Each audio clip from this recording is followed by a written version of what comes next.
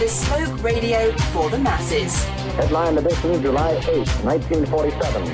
The Army Air Forces has announced that a flying disc has been found and is now in the possession of the Army. If the game is rigged, change the game. Game changer. I occasionally think how quickly our differences worldwide would vanish if we were facing an alien threat from outside this world. This is Fade to Black with your host, Jimmy Church, on the Game Changer Radio Network and KGRA, the Global Radio Alliance. I need your help to get to the year 1985. You're listening to Fade to Black with Jimmy Church on the Game Changer Network.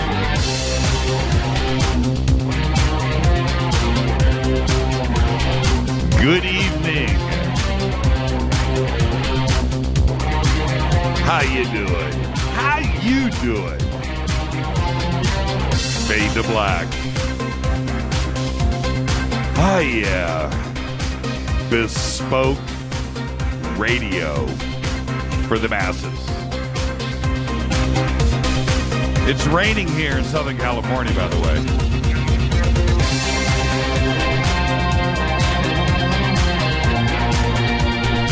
Today is Tuesday, September 15th. 258 days into the new year, 107 days left. We are live from the City of Angels Studios right here in downtown Burbank, California. COA Vapor, makers of the Fade to Black e-juice. It's called Fader Loops. Just go to the COA banner right now, jimmychurchradio.com. You can use the promo code Jimmy for that Fader Not special. I'd like to welcome everybody listening all around the world, all across the United States, hither and thither, to and fro, back and forth, up and down, east and west, north and south, far and near. This is Fade to Black for KJCR, the Game Changer Network, and KGRA, the Planet. I am your oh-so-humble host, Jimmy Church. What is cracking, everybody? Tonight, we have very special guest, David Weatherley. It's going to be one of those nights tonight. The studio is dark. Get your place dark. You want it to match. Let's do this.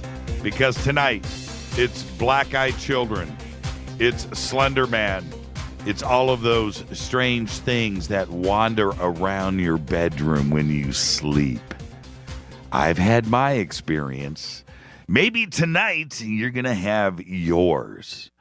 But the one guy that has personally freaked out half of the United States, David Weatherley, is on the program tonight. I cannot wait. We have tried and tried to get David on the show for 2 years, and tonight's the night. Very excited to have David on. I know he's just as fired up, and so there you go. So tonight, David Weatherley is with us. Intruders, his new book. You can go check that out. His website, you can go over to jimmychurchradio.com. It's all right there. Just click on David's name. Two Crows Paranormal is where it is at. And tomorrow night, right here, Scott Wolter is back with us. His new show just premiered over the weekend on History Channel, Pirate Treasure of the Knights Templar. 2 episodes, episode 1 and 2, premiered back to back. And so Scott Wolter will be on with us tomorrow night. We'll talk about the new show and also some of the other stuff, the loose ends that he made us deal with the last time he was on the show. And I think he did it to me on Coast to Coast, too, as well. Don't forget, I will be hosting Coast to Coast next Friday, September 25th. And the cool thing about that show, it's going to be announced Thursday. You know what? Screw it. I don't care. My guest, Richard Dolan. Richard Dolan will be on with me for the first 2 hours, and then open lines all night. It's an open lines Friday next week on Coast to Coast. So there you go. Richard Dolan and open lines. Tune in, all of you Fader Knots. I should give everybody like a code word, a secret word. So when you call into the show and you actually get through, you drop a secret code word. and then maybe I can get you through. You know what? Oh, I better check with Coast if that is even kosher to do. But I would love one of the Fadernauts to break through. I think one time last year, somebody light this up on Twitter for me. Maybe Skater Lisa's there. I think Skater Lisa got through the Coast to Coast lines a year ago, and that was it. And it freaked me out. I think she freaked out that I picked up, and I believe it was Skater Lisa, right? Wasn't it? Lisa, let me see you tweet in. I think it was you. I think you broke through. All right. Great show tonight. David Weatherley. I am fired up. Coast to Coast next Friday, and then Saturday, well, the MUFON Symposium will be going on all week. Actually, right before the show tonight, literally right before the show tonight, Lee Spiegel called. And he said, Jimmy, man, the MUFON Symposium next week. I'm so excited. I said, Lee, I got a show to do in 15 minutes. Nah, I'm just messing with you.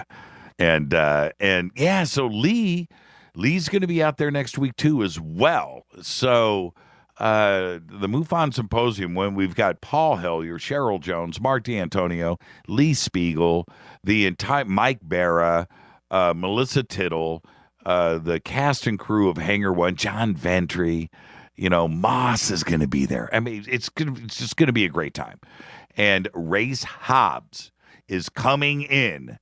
Race Hobbs on his tour bus. I don't know if you know this, but he's got John Madden's old tour bus.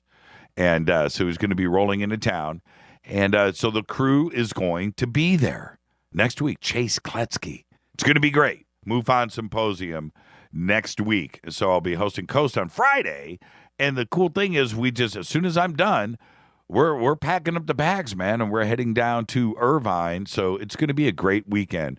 And Lee's just completely fired up about it. So it's just going to be a great time. So all of you Fadernauts, come on down, hang out with us.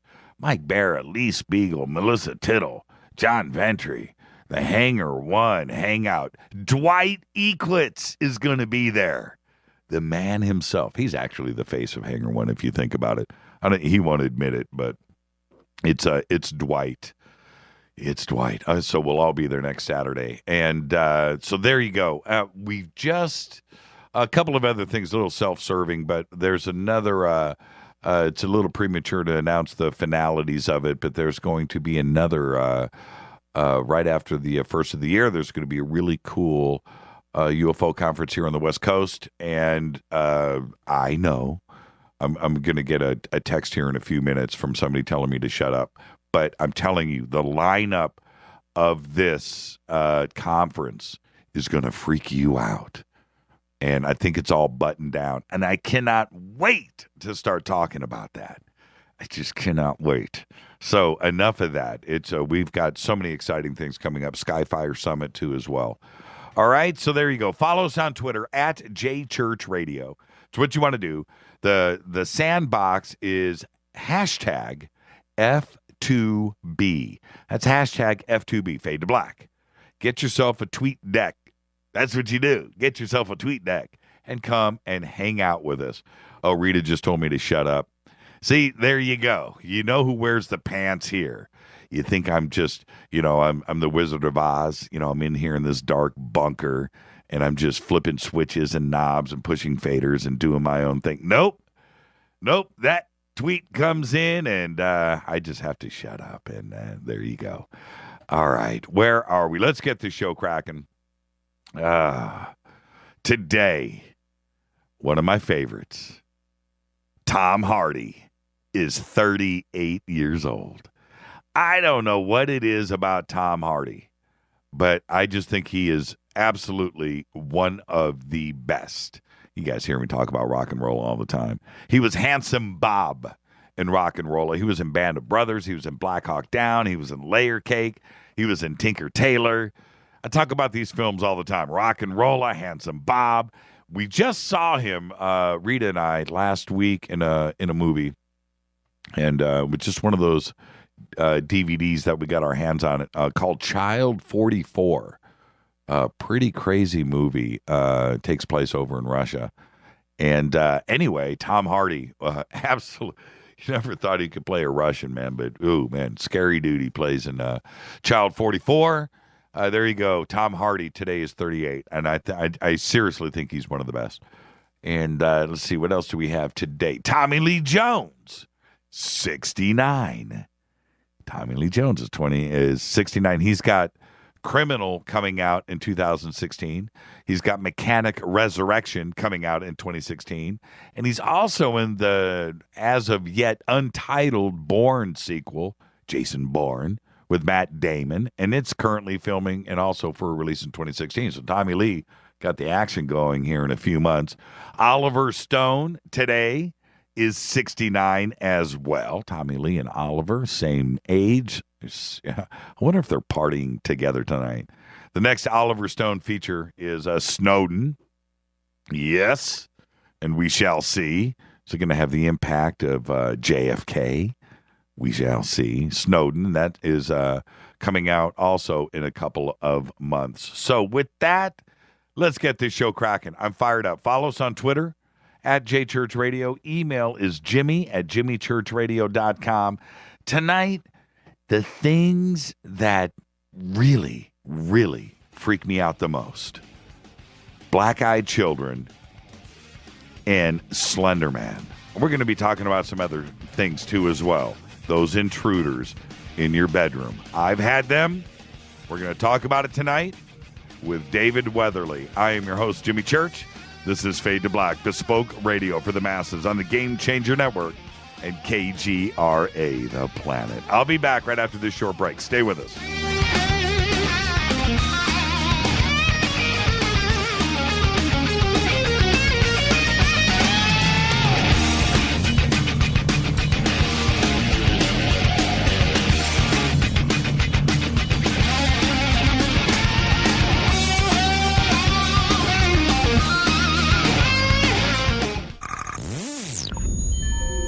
You're listening to Jimmy Church, Fade to Black. Fade to Black will now pause for alien identification. The station that talks the net. KGRA Radio. What's up, revolutionaries? It's me, Jimmy Church. Do you have an IRS or state tax issue? Well, I did, and I called national tax experts. My problems were fixed, done, fini, and man, I gotta tell you, it was a relief. National Tax Experts are a recognized tax office that services clients in all 50 states. Doesn't matter where you live. Give them a call. I'm telling you, they take the time to understand each and every client's individual financial status as well as their financial goals. And that's exactly what you need, my brother, when you're taking on the evil three-letter. So, seriously, give them a call today at 1-877-909-5444. Again, 1-877-909-5444. Or go check out their website, www.nattaxexperts.com. That's NATTAXEXPERTS.com. Tell them Jimmy sent you. 9 out of 10 geneticists agree. Fade to Black is not your father's radio show on the Game Changer Radio Network and KGRA, the planet. Hi, this is Chase Klutsky with Fate Magazine Radio, and you're listening to Jimmy Church and Fade to Black on the Game Changer Network and the KGRA digital broadcast station, where the Fader-Knots rock. Hi, this is Rob Reiner from Anvil, and you're listening to JimmyChurchRadio.com. What's up? I'm Chris. What up? This is Kyle Massey, and you're listening to Jimmy Church Radio.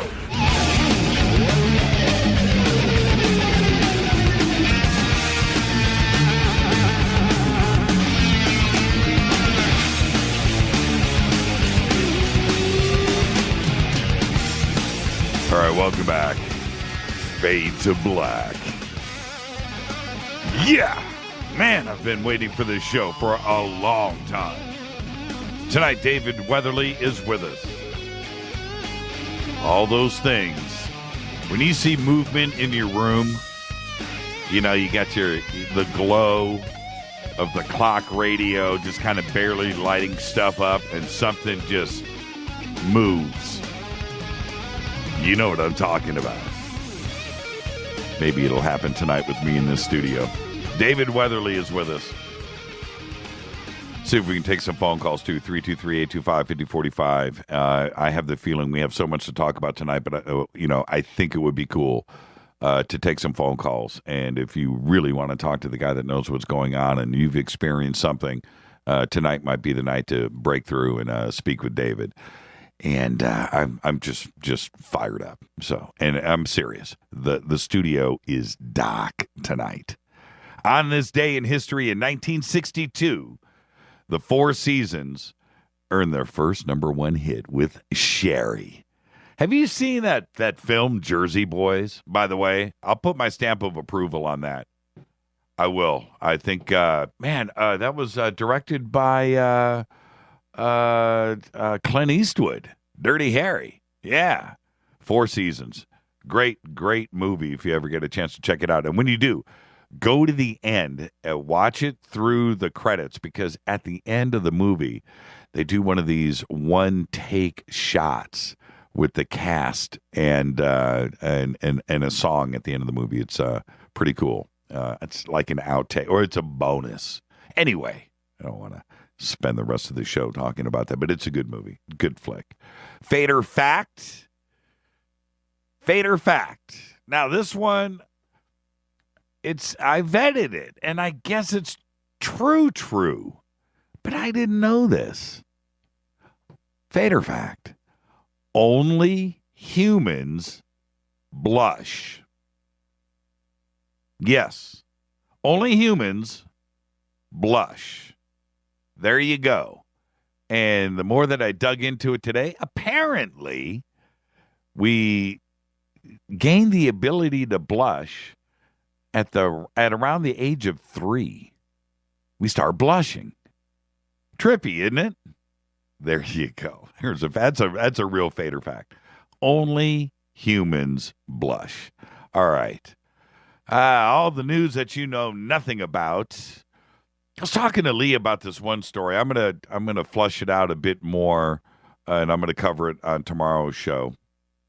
So I'm gonna hold off on it today, but some interesting things going on way south of the border down in Antarctica, and we'll be talking about that on tomorrow's show. But all the news that you know nothing about. China appears to be building a third airstrip. Yes, in disputed waters in the South China Sea. I talk about this often, and it's pretty nutty what they're doing out there. Now, they have the right to do whatever. We have no right to complain, but so somebody else is attempting world domination and we're offended by it. Whatever. We can't with everything, with all the activities we've got going on. But according to new satellite images analyzed by the Center for Strategic and International Studies, the images were taken September 8th, and they come after China pledged to bring all of that reclamation that they're doing and all of that dredging to an end and to a halt. But it makes you wonder, doesn't it? What's the Chinese president Xi Jinping and Obama, what are they going to talk about when he visits Washington next week? By the way, it is raining here in Southern California, and it has been for about a half a day now. We love it. But right down the street from the studio, tomorrow night is the big Republican debate on CNN, and it is very close to the house. K28 can hit that place with a rock from where he lives, from the Reagan Library, and it's raining here. Well, anyway, I kind of wanted to go to it just to go and hang out and see what it's like and stuff. Can't. Got the show tomorrow night, but there you go. Check this out. The Matrix, the movie, The Matrix has arrived. That little plug-in on the back of Neo's neck. Researchers at DARPA, this is for real, they have just reported that small electrode arrays placed in brain regions known to be associated with memory are being used to improve patients' memories. Now, hold on before you say, what do you mean? Listen to this. This is coming straight from DARPA. With the arrays in place, researchers could read the neurons firing in that part of the brain as memories were formed and retrieved. Now, that's spooky enough. But here's where the Matrix stuff comes in. Go with me. Electrode arrays like this could also help people learn new physical skills, according to DARPA. Now, you remember when Neo was programmed, in that kung fu scene? Remember that? Or when Trinity was trained to fly the helicopter? You remember that, right? Same thing here.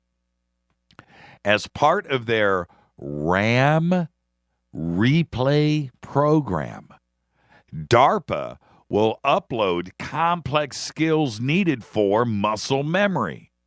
A brain implant could potentially reinforce such memories while a person is sleeping or doing other activities. That, my friends, is the Matrix. We are getting closer and closer to Creepy Town. That's insane to me. Researchers from the University of Gothenburg uncovered 2 craters in the county of Jämtland in central Sweden. The meteors that formed the craters landed just a few miles from each other at the exact same moment. When the meteor slammed into the earth, Jämtland was just a seafloor, about 1,600 feet below the surface of the water. One of the craters is huge, and it measures 4.7 miles across. The other's a little smaller. It's about 2,300 feet, half a mile, across. The craters themselves are 10 miles apart. They landed at the same time. Now, we all know about what's going on right now with September 23rd, September 24th, all of these mad predictions that are supposed to go down next week. We're not supposed to be here next Friday, the 25th. Maybe that's why I'm doing Coast on the 25th. Maybe George just took the night off. But we're supposed to be, there's supposed to be some meteor action. That's supposed to happen the 23rd, 24th. We got the Pope coming in. He's going to speak at the UN. What's going to happen? What's going to happen next week?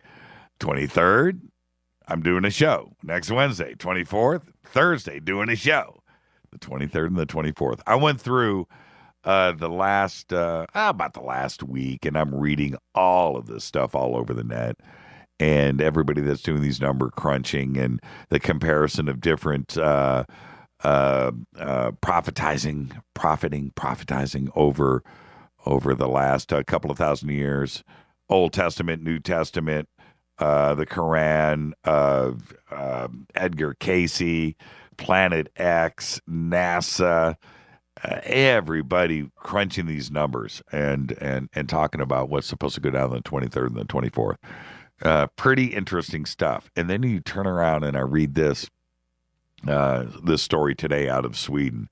It just made me wonder, they do happen 2 at a time.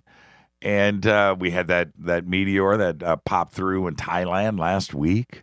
Had another one the other day down in South America. So it's just kind of weird, these visible things. The 2 that have been over Russia over the last year. So yeah, pretty bizarre. Let's see what happens.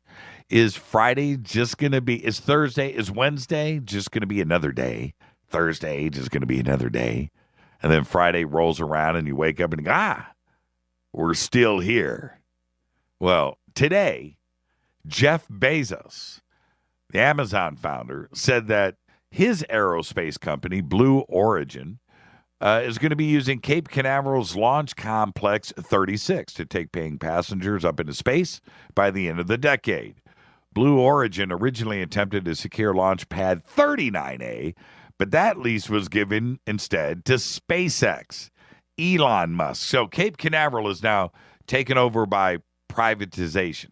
It's kind of nutty, isn't it? And the reason why I bring it up right now, would these billionaires be making these plans for the future if they really knew that, the 23rd and the 24th is all coming to a screeching halt? Makes you wonder. Bezos today was live on NASA TV making this announcement. If I'm Bezos and I'm a billionaire and I got plans and I know that things are about to break off like that, you know what? I'm on that rocket. I'm going to the moon. I'm going to Mars. I'll check back in after the 23rd and the 24th, after the mayhem breaks loose. So there you go. I don't know. It's going to be kind of crazy next week. Are you nervous? Are you guys freaking out? Let me know on Twitter. What do you guys think is really going to happen? Yeah, same with the 28th. I see that. What do you think is, are you guys at all nervous about next Wednesday? Are you nervous about next Thursday? It's pretty bizarre.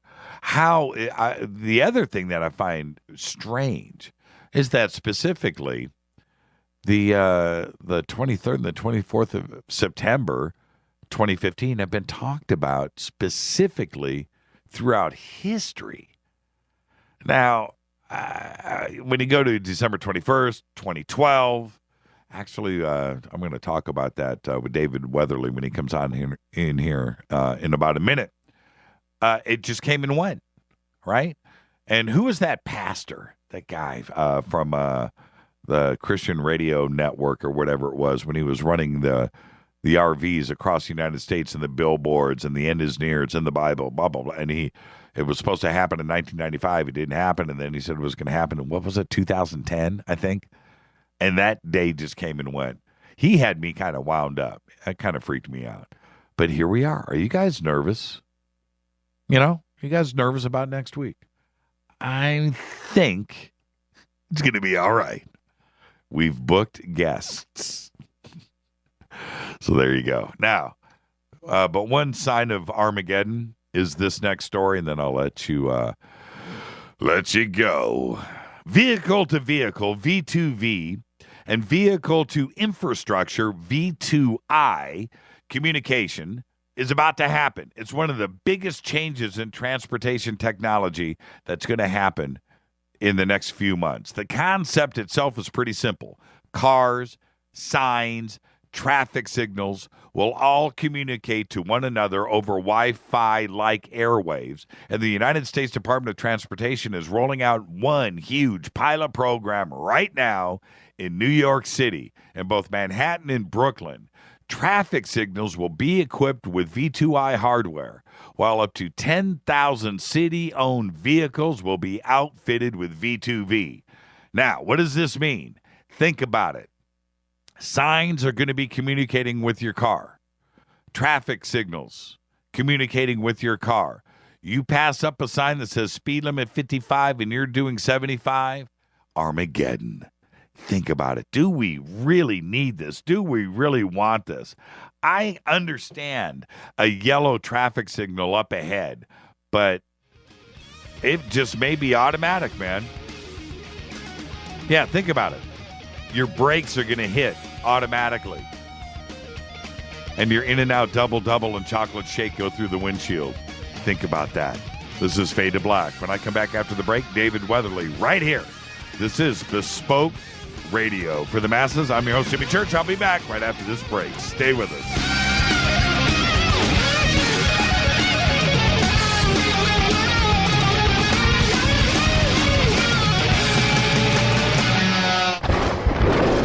This is Fade to Black with Jimmy Church on the Game Changer Radio Network and KGRA, the Global Radio Alliance. The station that talks the net. KGRA Radio. Hello, I'm Katie, and you're listening to my main man, Jimmy Church, on jimmychurchradio.com.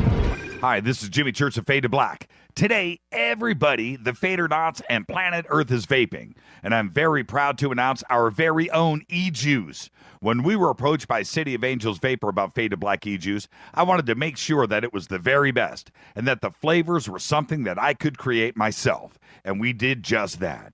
Introducing Fade to Black Fader Loops. This will take you right back to Saturday morning cartoons and your favorite bowl of fruity, loopy cereal. Just click on the banner or go to www.coavapor.com. Enter the promo code Jimmy for the Fade or Not special. That's www.coavapor.com. Gobekli Tepe. Hi, this is Ray Hobbs here, repping the planet, and you're listening to my good friend, Jimmy Church, Fade to Black, on the Game Changer Network and the KGRA digital broadcast station. Imagine no longer being tied down to your computer, but having the freedom to take live talk radio with you anywhere you go. TalkStream Live introduces our first ever iPhone application. The talk shows you follow now follow you. And your iPhone is now the fastest and easiest way to stay connected to the best talk radio on the internet. Let TalkStream Live transform the way you listen to radio. Listen to live talk shows 24 hours a day, 7 days a week. Mobile talk radio from TalkStream Live. Now available in the iTunes App Store. This is Toby Kebbell. You're listening to JimmyChurchRadio.com. Don't hurt me, Jimmy. I'm only little. Hey, I'm Adrian Grenier. And this is Ari Gold. We're the Honey Brothers. Yes. We're of the Honey Brothers. Hey, I'm Adrian Grenier. And I'm Ari Gold. We're the Honey Brothers. And you're listening to Jimmy Church. The Revolution. Attention, all Fade or Not. Studio Dome has a special deal on their SD1 Bluetooth speaker. Just go to JimmyChurchRadio.com, click on their banner, enter the promo code Jimmy, and you get $40 off and free shipping on the SD1. It's voice activated, comes with a USB antenna, cables, and a carry bag. Never listen to your phone, tablet, or laptop speakers ever again. It's the only way to listen to Fade to Black. That's JimmyChurchRadio.com, Studio Dome banner, promo code Jimmy. Gobekli Tepe. This is Micah Hanks of the Gralien Report, and you're listening to Jimmy Church on Fade to Black, across the globe on the Game Changer Radio Network and the one and only KGRA Radio, The Planet.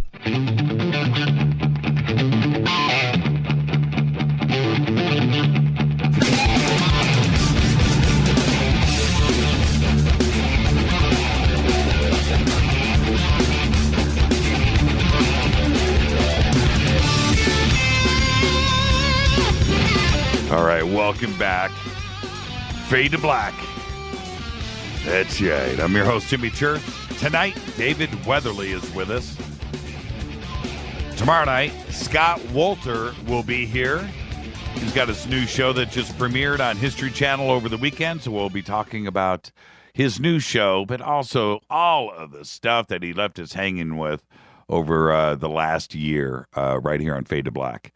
And but tonight, David Weatherley is with us, and as everybody knows on this show, and the fans that have sent email and requested and all of the stuff and Twitter over the last couple of years, David Weatherley. Well, tonight, David is here, and we have a lot to talk about.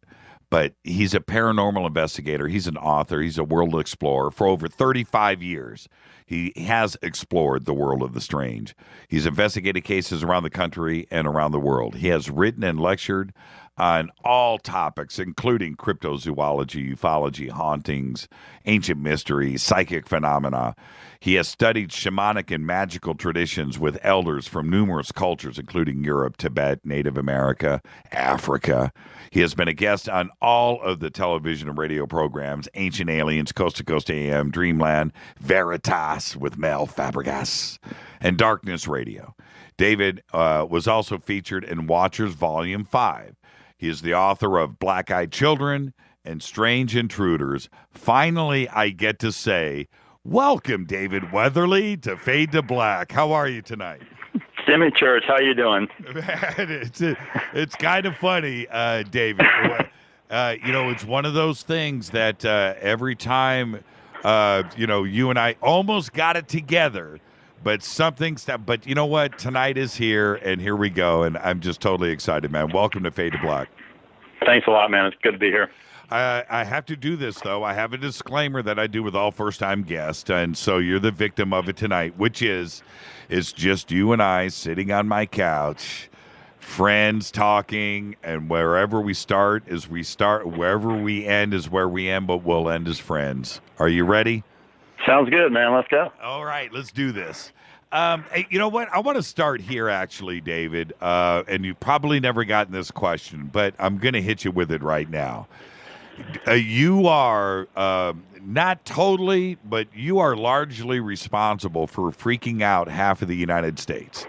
And I know that you've got people coming up to you all the time going, man, I read the book, I'm freaked out, I've been having these experiences, and man, how does that, do you feel a little guilt, or do you feel like you've exposed something too as well? Oh, I don't feel guilty about it at all. There's no disclaimer on the book or anything, but hey, if, people are interested and want to read the material, I hope they come away from it with questions and, that they'll investigate and explore on their own, because that's really what it's all about for me. I've been pursuing this stuff, most of my life. I started when I was a teenager and have never let it go. So these strange things just really compel me. And, anybody I can share it with that's willing to listen, I think that's great. And, don't really have an agenda with it either. It's just based on my research. I put it out there, and I'm not trying to convince anyone or anything else. The old adage that you'll never convince a skeptic, and a believer doesn't need convincing. So I just want to put the material out there and see more people ask questions. Have you had something go bump in the night in your bedroom? Oh, God, I've had all kinds of weird stuff through the years. I've never encountered the black-eyed children, but plenty of other things. I investigate a lot of very strange places, haunted locations, places that are purportedly, cursed and so forth, and locations that a lot of people just won't go to. And that's, I just thrive on delving into that stuff. So I think, anybody in this field should approach it with some kind of personal spiritual protection. And, I have things that I do personally to, sort of put the barriers up, so to speak. What were your parents like growing up? I know my mom was just totally out of her mind in the best ways. She was, she was totally great, and she allowed me to look at the world with another set of eyes. And I just grew up like that. What was it like for you? Were your parents, fundamental in the way that you look at the world today? Oh, I was, yeah, definitely. I think anybody's parents are, regardless of how they are raised or respond to them, because you're either, forged in the fire or nurtured in some way, right? Sure. And, for me, I was a pretty stubborn kid. I've got, virtually grew up as an only child because my only brother was 10 years older, so he was, well moved out by the time I started really delving into this kind of stuff. And, my dad was a complete skeptic. He was the one that anything happening, it's the wind or it's this or that. So it just made me more determined to explore the mysteries of the world. And that's really what I latched on to and just kept going. Well, everybody has one event in their life, that epiphany, that thing that happens that, causes you to drive the car off the road, so to speak. And what was that one event for you? It was kind of a couple of unusual things. I grew up in a very rural area of North Carolina, and I can remember being pretty young and finding Von Daniken's Chariots of the Gods in like a drugstore or something, and reading that and thinking, wow, this is really, out there, and was just very compelled by it. But I think the real key turning point was we literally lived down an old dirt road, Jimmy, and this elderly couple came and built a house close to ours, and I started going and visiting this woman, and lo and behold, she turned out to be a spiritualist. Oh, no kidding. And she was probably the only one in eastern North Carolina at that time. This was the 1970s. And, of course, this is like kind of mind-boggling to me. She's talking about seances and table tapping. And, I'm asking her all these questions every day after school. And then one day I go over. She's sitting there reading Fate magazine. And you guys are, most of your listeners probably know the old Fate, the digest-sized Fate magazine. It's been around since like 1947. Yep. She's reading this magazine. I'm like, what is this? And she says, oh, it's Fate magazine. It comes out every month. And I pick this thing up, and my God, here's like articles on Bigfoot and a haunted castle and, psychic phenomena and all this stuff. And that was mind expanding. And the kicker was, of course, she says, we make sure you visit after school tomorrow. Jimmy, I went over there the next day. She has this huge box full of like several years of Fate magazine. She says, I don't think I need these anymore. Why don't you take them? Oh. So, yeah. So, man, my joke is that I was suddenly too ill to go to school for a while. Yeah. And, man, I just hibernated and read this stuff. And the reason it was so mind-expanding was because all of a sudden I wasn't the black sheep anymore. All of a sudden, my God, there's people all over the world investigating and exploring this stuff and delving into these mysteries. And, here's somebody using an old tape recorder to get EVPs in a cemetery. I'm reading all this stuff, and I just was consumed by it. And I thought, oh, my God, this is it right here. This is, what I'm going to keep pursuing.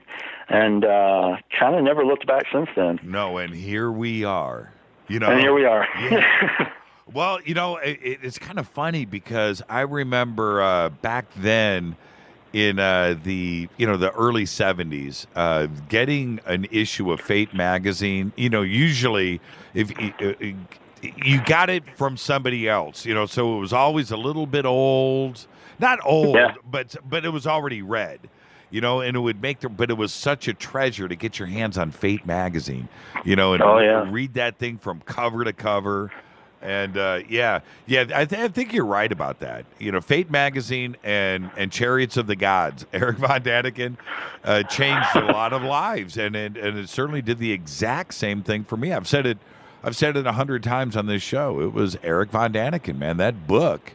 For me and for our generation in 1969, 1970, and then the movie. I'm sure. Yeah. Did you have a chance to see it in the theater when it came out? I did. I saw that in the theaters, and I also saw Boggy Creek in the theaters. Oh yes.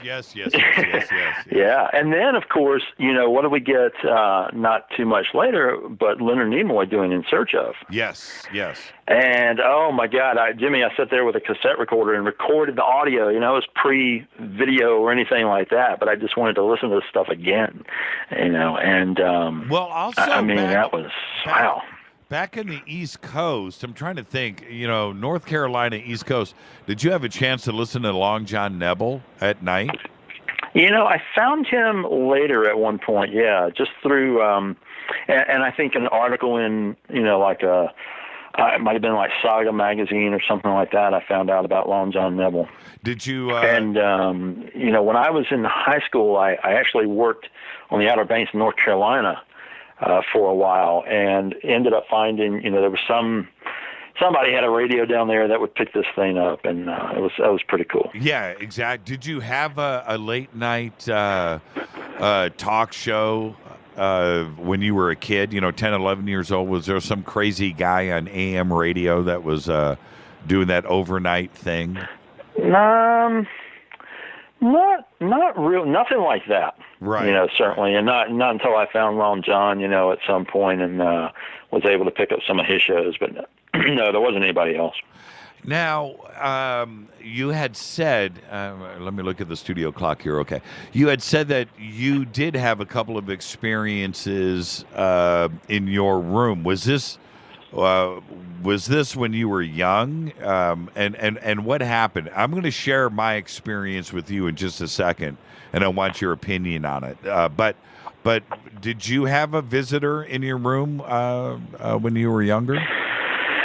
Yeah, I had some interesting experiences. The property we lived on, there was basically a lot between our house and this elderly couple that had built one, and that lot in between and flowing over into the neighbor's yard, there had been like an old, essentially like an old pioneer family cemetery or something there. It was a very small cemetery, and the people who sold the land, and I didn't put all this together until a little bit later, but the people who had sold the land to this elderly couple had went in there and pulled up the headstones. Oh, man. And essentially carted them off somewhere, because they were so old. And I remembered the headstones from when I was a kid, going in the woods and finding these stones that you couldn't really read anything that was on them or anything else. So they just pulled those up. And as a result, there were some curious things that happened both on our property. Nothing real extensive, it wasn't really crazy or anything, but just a few odd occurrences that happened. But this elderly woman who lived in the house, she had, virtually poltergeist-like that activity going on in her house at one point, and bizarre things that I witnessed in there, and doors slamming, and a really weird incident with her cat essentially being thrown out the back door, and I was in the house at that point, and we heard we saw the cat approaching from the kitchen into her utility room, essentially her laundry room. And we heard the cat hissing as if it was confronting something. And then we heard both doors, the door and the storm door, open and slam shut. And, of course, we both jumped up and ran to the back room to see what was happening and looked out the window, and here's the cat like halfway across the yard, literally on the ground. And we got there just in time to see it sort of getting itself upright and then running. Now, and, this was the Fate magazine lady? Yes, it was. Did you did you go back after that? Oh, yeah, absolutely. I was over there constantly. I was trying to record things, and I was doing everything I could at that point, as a young man to, quote, investigate the situation and document all the occurrences and everything. And, she had told me the cat, for weeks, it wouldn't even come to the house. She had to carry food to it out in the yard. Exactly. And put down on the, and eventually when the cat did finally come back to the house, it would only come to the other end of the house and enter through her bedroom window. And it would only come in the back part of the house, and then it would leave. But she had a lot of strange activity going on. It was all concentrated in the kitchen and the utility room of her home. You said you mentioned seances. Did you participate in anything like that with her? No, not at that time. She wasn't really active with a group or anything by that point. She had sort of had a solitary life, by then. They had moved to the area in North Carolina where they could just sort of retire. And she certainly had a lot of contacts and a lot of knowledge, but no, she wasn't actively doing any of that at that point. Where did the black-eyed children?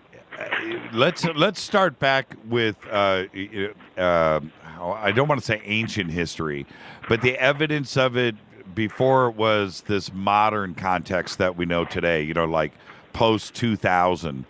Was there reports of black-eyed children in the 1500s, 1600s, Renaissance, 1700s? What were the first reports of them? Here's the thing with that, Jimmy. When I really delved in and started researching this stuff, they're pretty fascinating accounts. And as you said, they're really creepy. And the initial accounts that I had read, they border right there on, wow, this could be something new and really interesting, or it could just be urban legend. And this is where a lot of people get snagged with this whole phenomena. They think that it literally is a quote, invention of the internet. Because the first famous case is Brian Bethel from 97. And, I think everybody who knows anything about these kids at this point probably knows that story, because he had this encounter and posted it on the internet, and that's sort of what started this modern wave. So when I researched the book, one of the things I wanted to do was find out, okay, how does this predate the internet and even television?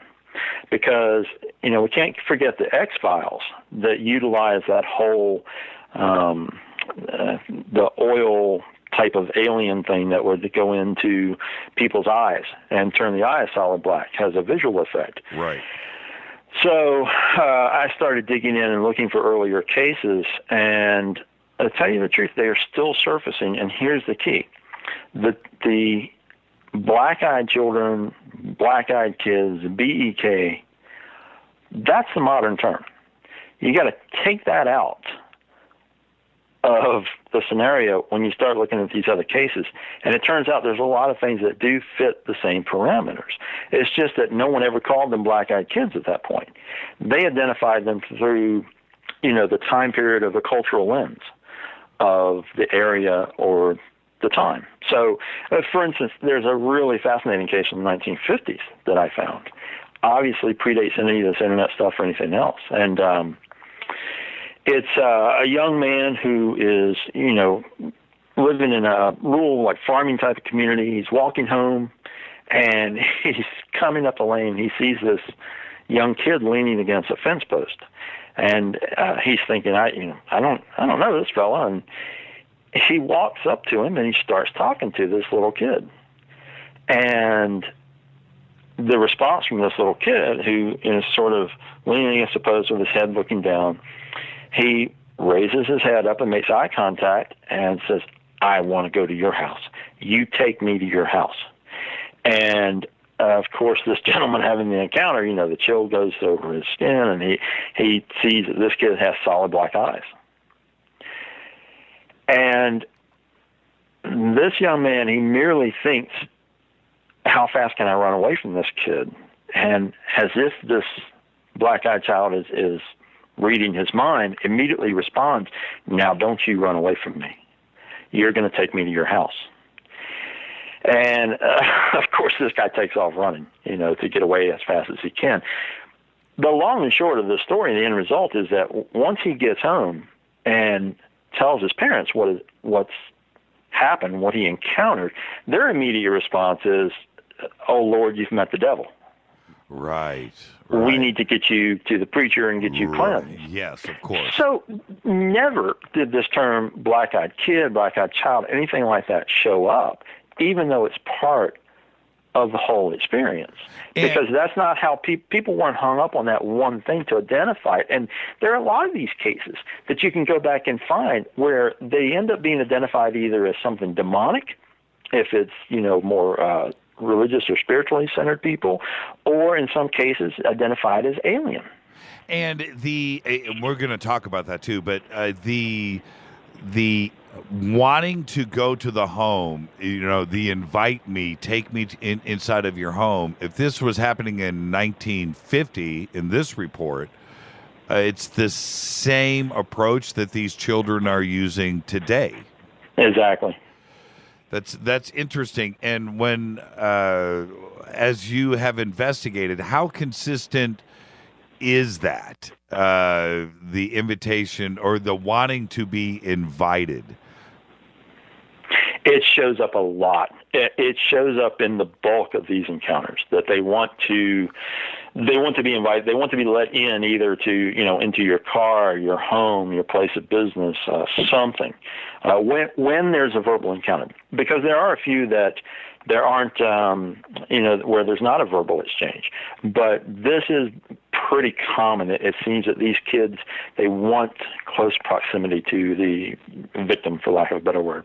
Why do they want to be invited? Well, that's one of the million-dollar questions with this phenomena.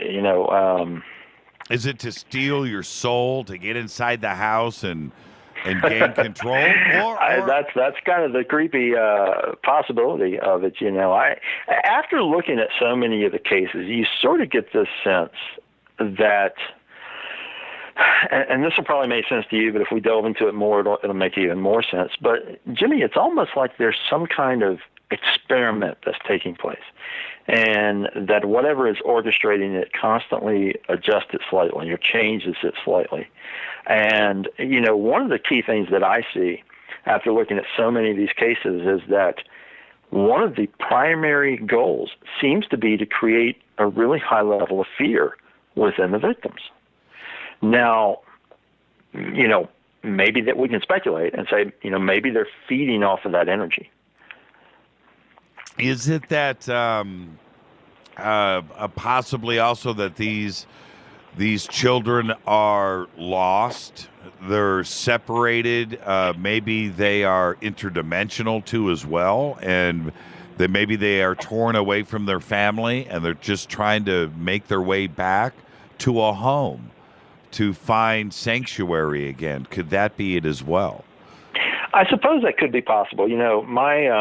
As creepy as that sounds, you know. I understand that. One of the issues I have is that after hearing so many encounters, one after another, you don't really hear of positive experiences with these kids. Only on rare occasions do you hear of, somewhat positive results from the experience. But for the most part, they seem to be very, very negative encounters. I personally think that they are something interdimensional just because of the way they show up and the way they vanish so suddenly. What's the advice? Oh, we're going to be up against a break here, but what's the advice? Do you say no? Do you walk away? Do you shut your door? What's when somebody has this happen to them? What's the advice that you give? That's for me. I'm the guy who chases everything, and I got to tell you, I don't.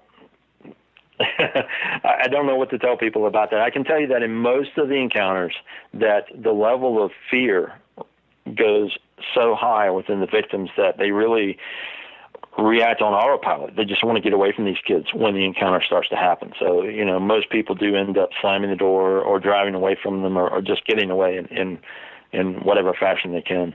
Have they shut the door and then done what I wouldn't do, but maybe open up the door and then go to see where the kids went? No, yeah. There's cases where, people will slam the door and they'll sort of compose themselves or they'll look out the window and they see these kids are gone and, they open the door just as a reaction, right? Because you just slam the door on someone, you look out the window, there's nothing there and you're sort of on autopilot thinking, wait a minute, what happened? Automatic reaction is you open the door and look out and say, wait a minute, what was out here? Where'd they go? And where do they go? Exactly. Oh man, let's take a break. Like I said, Dave, my studio is dark right now, and I just love getting freaked out. I can tell tonight I'm gonna have some good dreams. Let's take a quick break. Tonight, David Weatherley is with us. I'm your host, Jimmy Church. Black-Eyed Children, Strange Intruders, and Slender Man. It's going to be a great night. We'll be back right after this. Stay with us.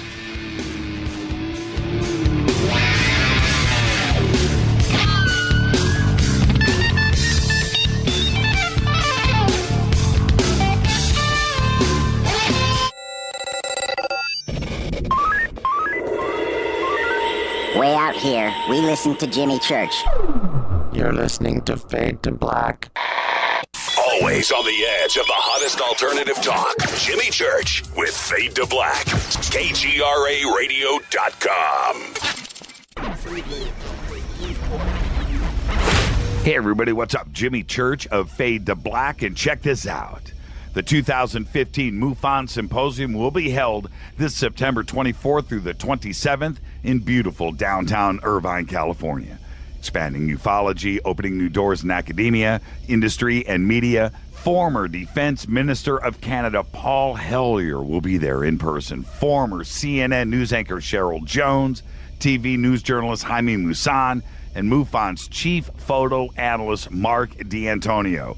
They're just a few of the growing list of names for the 2015 event. It's September 24th through the 27th at the beautiful Hotel Irvine. Get your tickets today at MUFONsymposium.com. That's MUFONsymposium.com. Go Beckley Tepe. ¿Qué tal, mis amigos? Yo soy Mario Carson, el tiburón, y los invito para que escuchen a mi buen amigo Jimmy Church Radio. ¡Claro que sí! Did you ever turn to your radio for your favorite talk show to find that it's been preempted for this? In the air, to deep right center. Back goes Lewis to the wall, and it's out of here!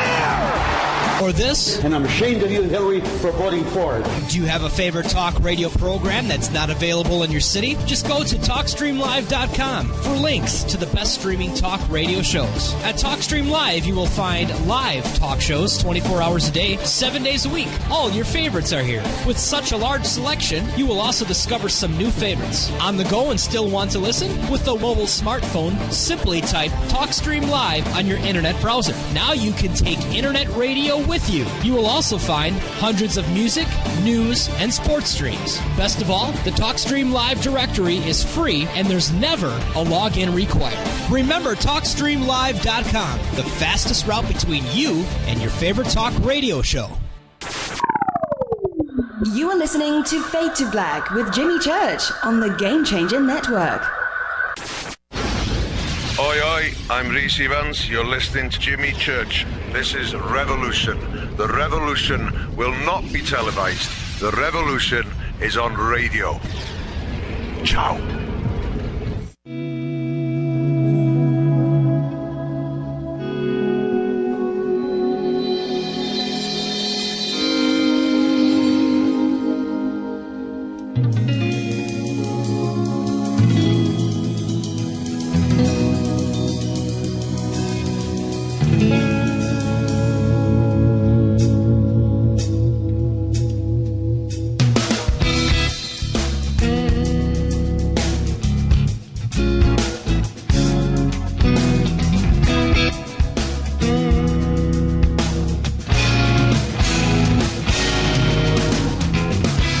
Welcome back to Fade to Black.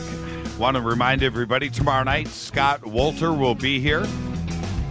And his new show that just premiered on History Channel over the weekend. But tonight, it's David Weatherley. Strange Intruders, Black-Eyed Children, Slender Man. We're going to try to get everything covered tonight. David, one of the things that I have to wonder about, do people attract the Black-Eyed Children? Are they making a mistake? Is there something that's going on in their lives that would cause that strange knock at the door? Oh, you have to do the knock for me. Do the knock. Well, I don't know if you can hear it, but it's...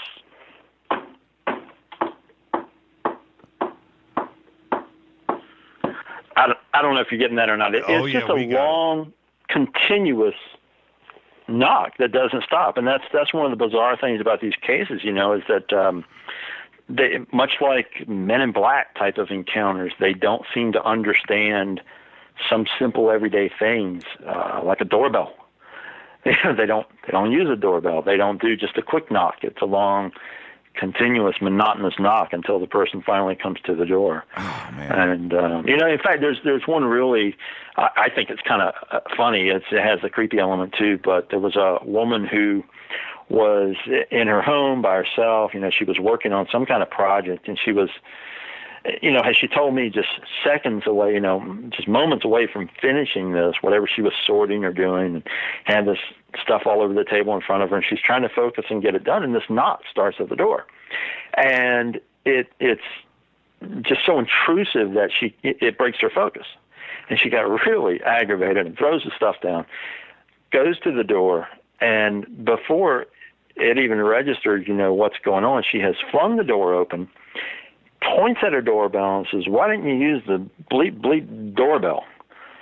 And standing on her porch are, a couple of these creepy kids who just look at the doorbell, look at her, look back at the doorbell, back at her, as if they have no concept of what she's talking about. They didn't know what a doorbell was. They just have no concept of what she even is upset about or is talking about. Is it because... what's that little lit button mean? Obviously, to them, it doesn't mean anything. It could be that they come from another time before doorbells. That's possible. Yeah, and also the communication, the language, the conversations that have happened. They say to me a couple of things that maybe they're from another time. They just don't understand our communication methods, or maybe that they are programmed or robotic or some kind of mind control thing, that the communication part is something that is just lacking in general. Why do you think that is? And what is the normal conversation that happens between Black-Eyed Children and us? It's usually very, people say that the speech is very monotone.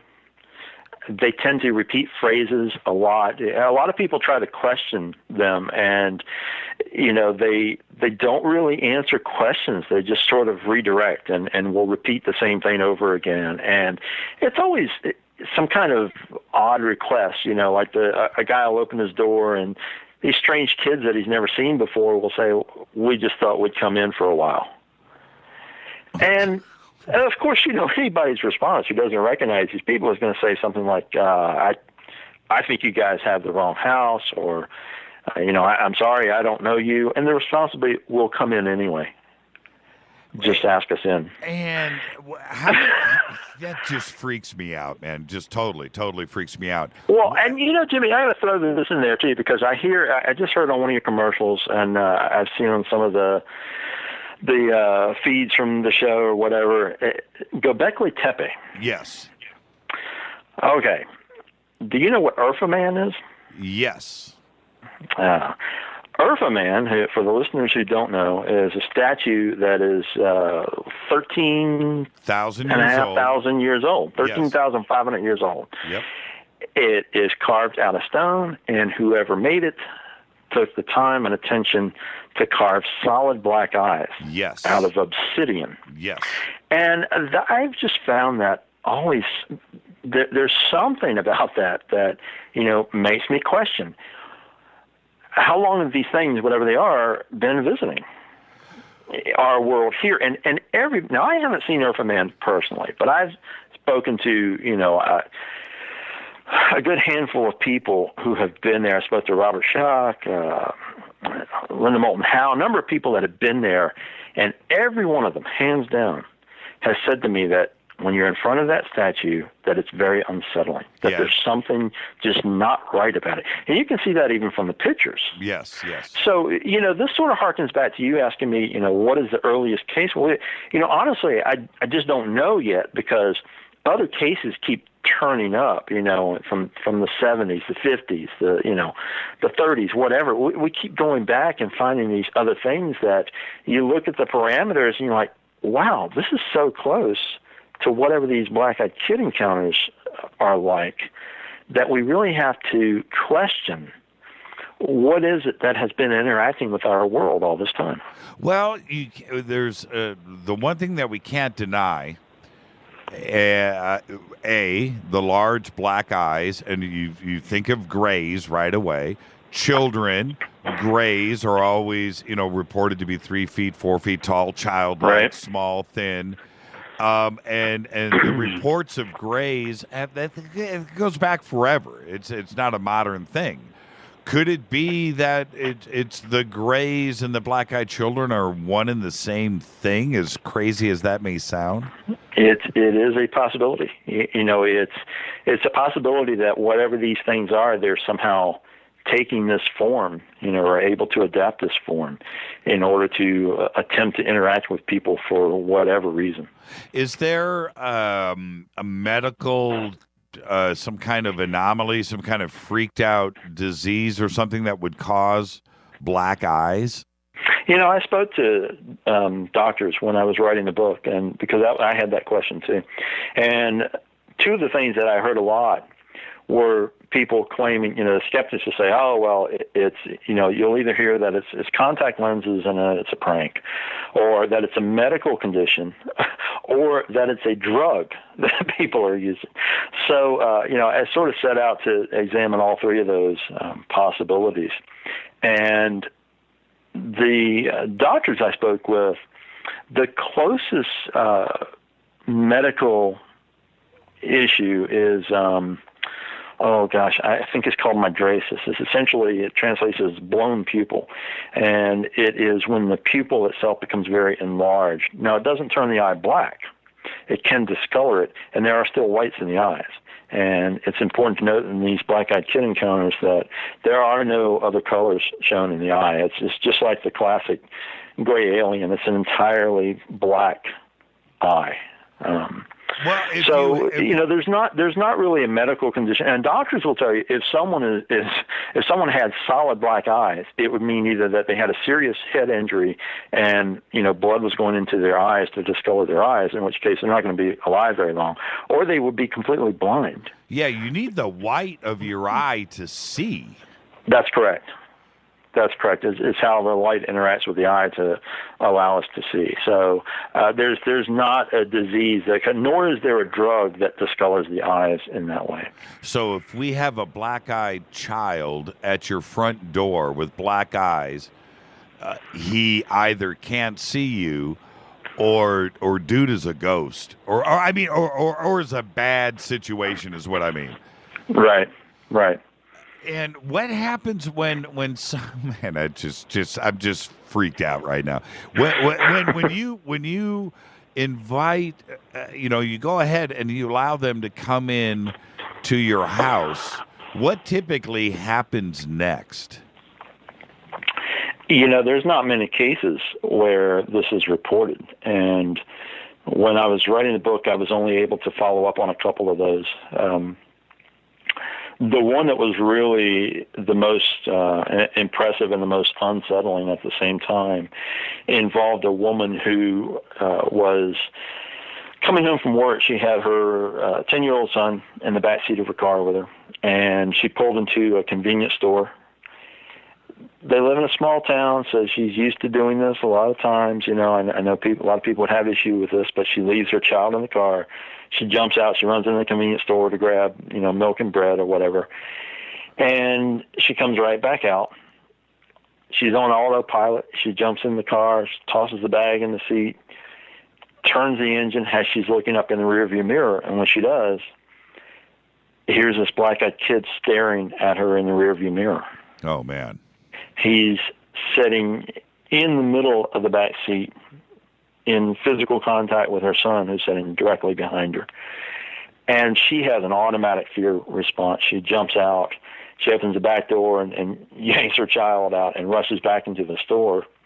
And she, the clerk, of course, rushes from around the counter, and he's asking what's wrong. She sort of stutters and stammers that somebody's in her car. And he rushes out there, and there's not a sign of anybody, to be seen. No one in the parking lot, no one in the vehicle, nowhere. So to try to shorten this, what's a very long account, she ends up calling her husband, basically demanding that he come up to the store. And she doesn't explain to him what's happened at this point. They switch vehicles. The husband takes her vehicle, heads for home. He's in an accident, totals the vehicle. The last thing he remembers is a foul odor, and then he blacks out. So he makes it through. He just has minor, like a minor concussion and just some bumps and bruises. But her son, who had been in close proximity to this black-eyed child, becomes ill. And the weird thing about this, Jimmy, is that the doctors can't figure out what's wrong with this kid, because every time they think they have it figured out, his symptoms change. Did he fall ill like the next day? Yeah, it was pretty immediate. Right. He breaks out. They say, okay, he's got the measles, so this is what we need to treat, and then that goes away, and something else happens. They thought he had appendicitis. They thought, it's one thing after another. So they don't know what to do for this kid, because every time they say this is what it is, it changes entirely.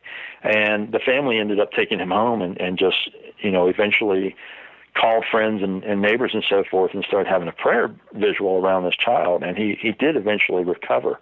You were asking earlier something that I didn't address, and this sort of ties into that. And that's that whether or not people somehow cause these experiences to happen, I don't know. I can tell you that there are very, very few commonalities between the victims of, who experience these black-eyed children. There's a wide range in the age, the religious background, their ethnic background, everything.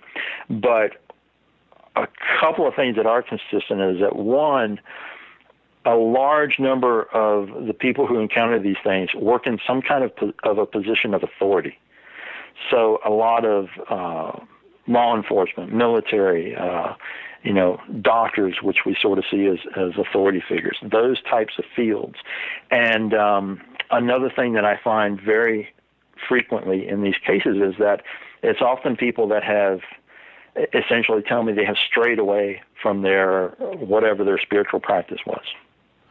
What happened with the son? Did the child come up and knock on the window? Did he communicate with him? How did the black-eyed child get into the SUV? Sure. So what happened with that was that when the mother questioned the child, she was very unnerved, and she was trying not to exhibit this to her son because he wasn't freaking out. He was acting completely normal at the time.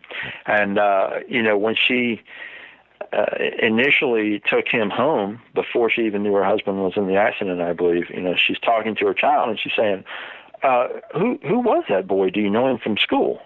And the kid's response was, no, Mommy, I don't know him. She said, well, why was he in our car? And her son's response was, well, I asked him to get in, Mommy. I thought we could go to my house to play. Man. So, here's the, quote, innocence of a child who doesn't see anything wrong and just thinks that here's a potential playmate. So, I'm going to ask him to get in and maybe, go play video games or whatever and look what happens. I had, yeah. I've fortunately with my two daughters, I've never had them, and I often wondered if my kids were going to come up to me at some point and say, Daddy, I'm playing with somebody in my bedroom, something crazy when I know that they're alone. I never had that experience, but I did have my experience, and this is going to lead into a couple of other subjects. But this is what happened to me. I was asleep. I woke up. I was in a nightmare-like situation. I woke up. My heart was, racing. And I could see I was living alone at the time, and I could see I couldn't pick up my head, but I could look down at the foot of my bed off to my right, and there was something standing in my room. And it was off to the right, off a few feet from the corner of my bed over by the sliding glass doors. And I could see him standing there. And I could see his eyes. I could see him from like the waist up, shoulders up, and his head. Because I couldn't pick up my head, I couldn't see his feet, but I could see what I could see. And we had this like tense standoff that lasted for, I'm going to guess, and I've said this before, about 10 minutes maybe. Mm-hmm. And this thing, and I could see him blink. I could see that a couple of times, and it was like this standoff, this thing. But I was waiting for something to happen, and it never did. And eventually, I was wrestled control of my body. I rolled over to the left, flicked on the light that was on the nightstand, and spun back around and was ready for an ass kicking. Something was about to go down. Right. But he was gone. And that's my experience. Is this something typical that you have encountered throughout your research? Yeah, I have encountered things like that. Yes. There's such a wide range of manifestations of these entities, and it's hard to say. You kind of get down the rabbit hole with this stuff, because are we talking about a vast range of different types of entities? Are we talking about, one sort of core group of entities that are creating a wide range of experiences? A good example of that is the Jinn. Jinn is a really unsettling topic to go into, and it's actually the focus of my next book that'll be out later this year or early next year. And it's one of those things that when you start looking at it, you'll find that the Jinn can manifest in a wide range of different ways. They essentially are shapeshifters. They can assume a lot of different forms. And a lot of these things don't appreciate being looked at by people like us. You know, when you're investigating and delving into these things from a journalistic perspective, they don't want that. They don't want the information out there. Was it because I was alone? Was it because my lights were off? After that, David, I slept with the lights on and the TV on for 10 years straight. Right. It is, and I never had the experience again. And if it was just some kind of crazy, a bad dream or sleep paralysis, I would have thought that I would have had it again. But I didn't.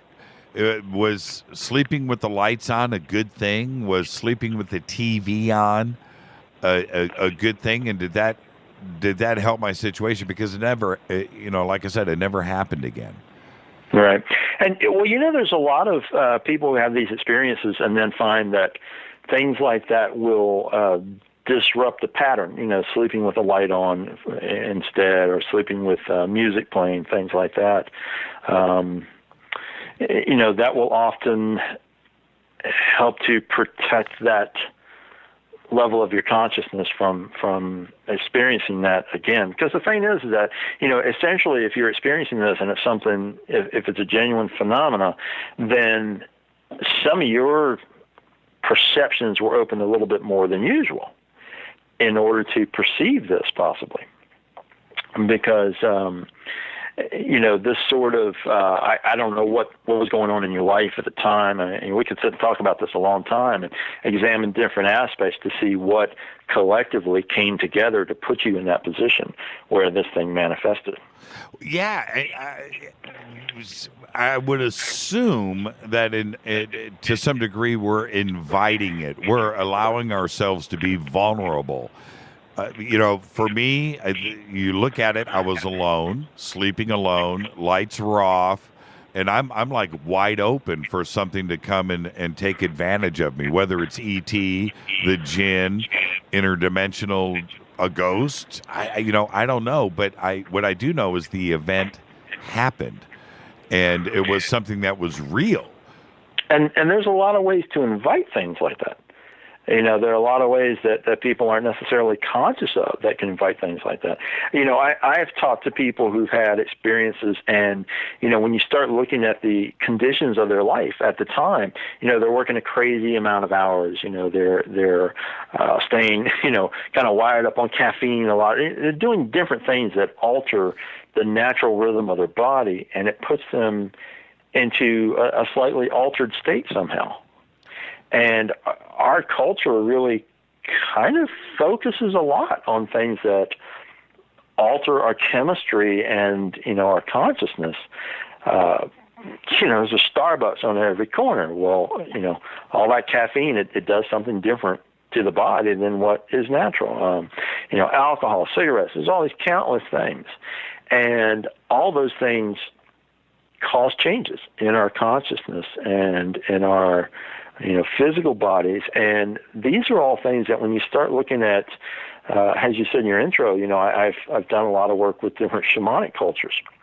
And one of the things that all these tribal cultures do is find ways to alter their consciousness in order to interact with the spirit world. So, and, we're not even talking about mushrooms and other types of drugs like that. We're just talking about things like trance dancing, drumming. There's a lot of ways to alter the consciousness so that the perceptions open up to a different level, and you can start to have a greater sense of what's going on just beyond our normal waking level of consciousness. So you're saying that dimension that is there, that wall, that parallel universe type of situation can be broken down, and then you're opening up that door for those spirits or whatever to come through into our dimension, our world? I absolutely believe that we are that we have the capacity to interact with other levels of existence. And some people will think this sounds kind of wacky, but let me tell you, Jimmy, tribal cultures for thousands of years have talked about these same concepts, and quantum science is now finally coming around to say, a few years ago they released this paper that said, okay, well, we figured out that there are 12 other dimensions. we don't know how to get there or what's in them, but we know they're there. Well, guess what? You go back to tribal lore from around the world, and my interpretation of a lot of what these ancient tales are talking about, they're talking about other dimensions. I know the whole ancient alien theory is real big right now. It has been for a number of years, and everybody a lot of people seem to have this idea that these giant spaceships flew from across the galaxy and came and landed here at some point. Well, you go back to early accounts of different cultures around the world, and they consistently talk about other beings that were here. But what I hear is that they left through some kind of portal, because depending on the culture, they'll describe these beings as, leaving through a shimmering doorway or a hole in the mountain or something opened in the sky and they went through it. Well, that's a freaking portal. That's something that quantum science is now looking at and saying, okay, there's other dimensions of existence. There's got to be a way to get to them. With cultures throughout history, you think about the Irish and the Scottish and the Vikings and Europe. We can go over to India too as well, and Japan. But fairies and dwarfs. Oh yeah. All of this was rooted in reality for them. That maybe fairies were actually something that they were communicating with, and they had the ability to see them. Oh yeah, absolutely. And the whole fairy world is a fascinating topic. That's another whole show. But it's interesting because you say leprechaun, you say fairies or leprechauns or gnomes. Most people immediately think, oh, okay, Ireland. But these accounts of little people are all over the world. They're all over North America. A lot of native tribes have a whole lore about these little people that lived here alongside the tribe at some point. And, somewhere along the way they left. Well, why is that so consistent? Why do you find this repeated from, culture after culture? The Cherokees, the Utes, the Irish, the Hawaiians, it's everywhere. So what were they all talking about? And they always seem to be depicted with big black eyes.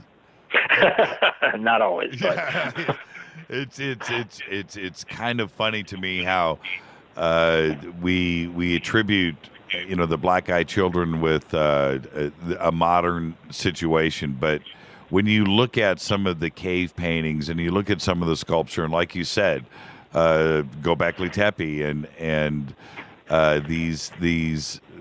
the images, and look at some of the Egyptian sculptures too as well.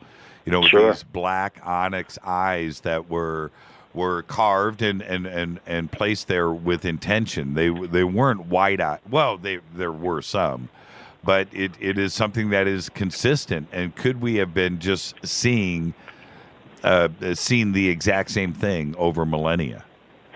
Right, and the thing is that they're it's not like they're a race of people living on the planet now that have solid white eyes like this. So, where did this idea, this image come from? It's very odd to find it in so many locations. Let's shift gears over to Slender Man. And this, okay, well, let's start here. Who is Slender Man, and where are its origins? Where are his origins? His origins, Slender Man initially was completely fabricated. And I always like to start with this because, some people out there are going to get a little jacked up. Oh, he's talking about Slender Man. That's completely made up. Well, here's why it's relevant, however. Slender Man was created during a contest on an internet forum called Something Awful.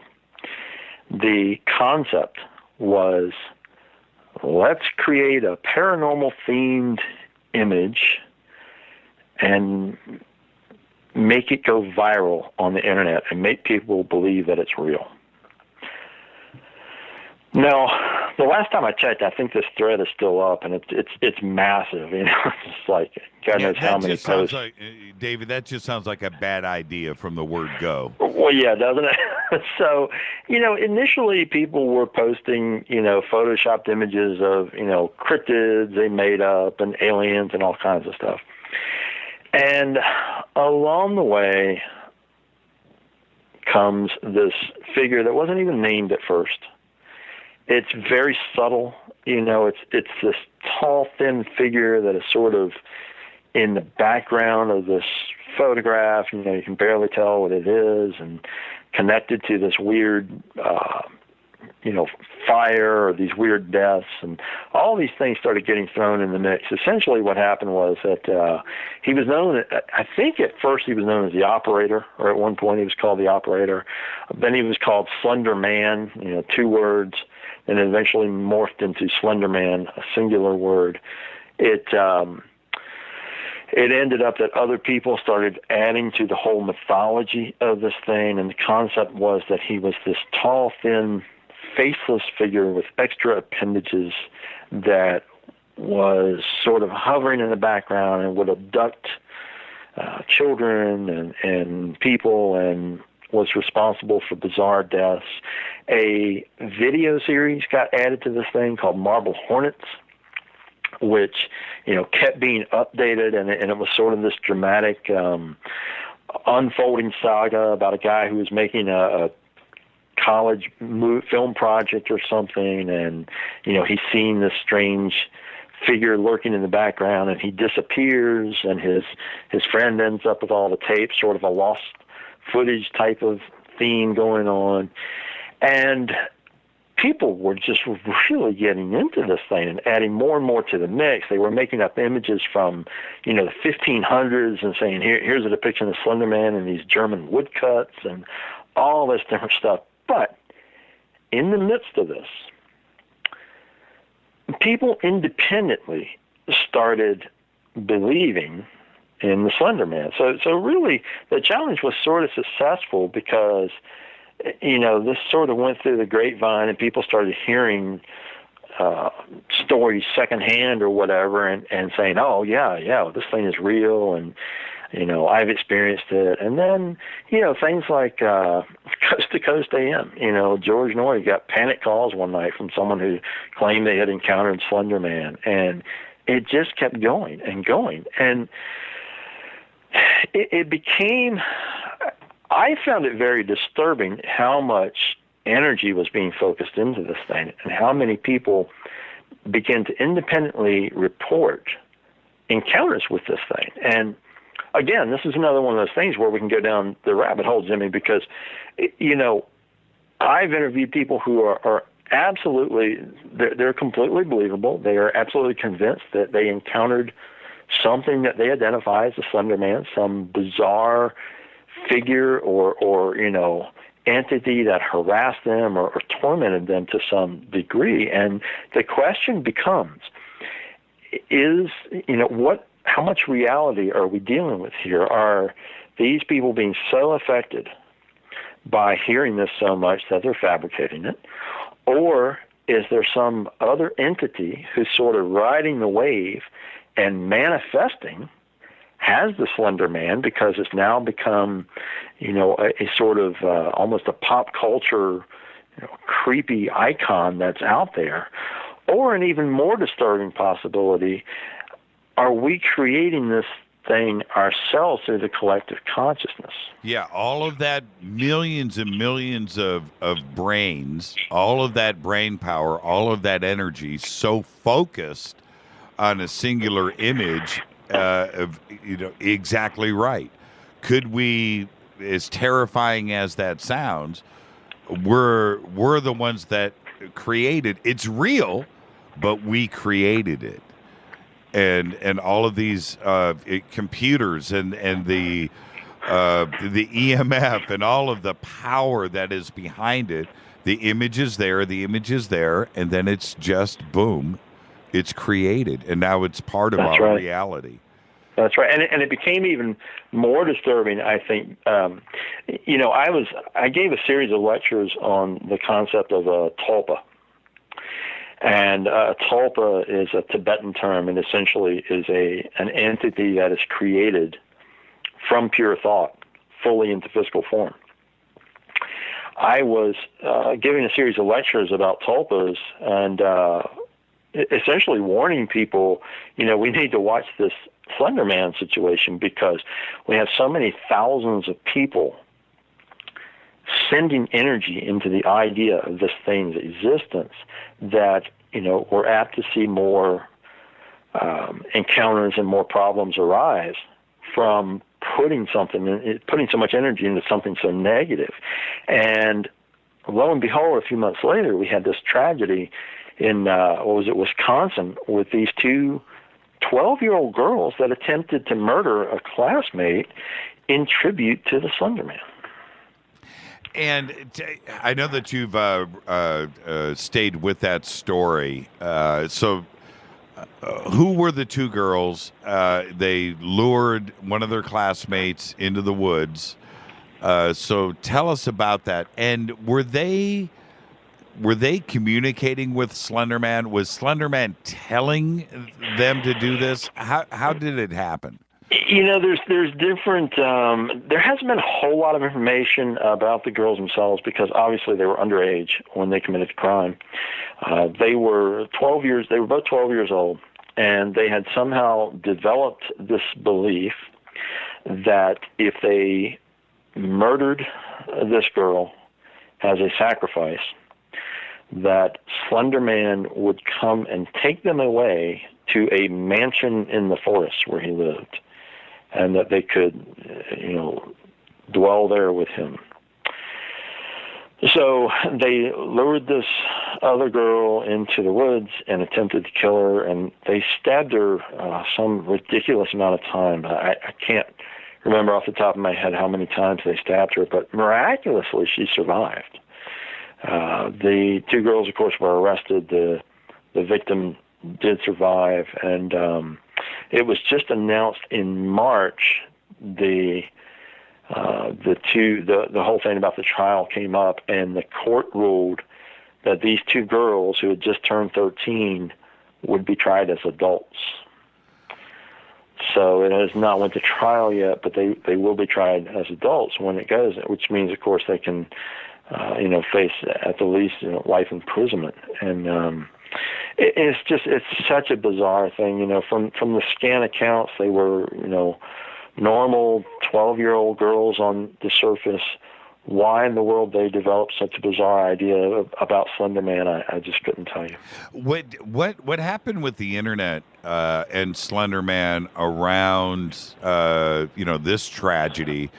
Did Slender Man slow down on the internet, or? Oh gosh, no, it spiked even more. It got even more attention, and because it was in the media everywhere. It just sort of went through the roof with how many people were seeking out information and, reading all about the Slender Man. And with creepypasta, and I know that you must, check out creepypasta as much as I do. I thoroughly enjoy it. Some of it is really good. Some of it is right? But creepypasta now has turned into this phenomena too, and it's centered around Slender Man 2 as well. I don't know what came first, creepypasta or Slender Man, but what do you think? I guess the advice is this: do you go and would you tell your friends to go and listen to creepypasta and some of these stories on the internet and go and check this out? Or are you in danger of attracting something like Slender Man in your bedroom because you go and listen to creepypasta when the lights are off?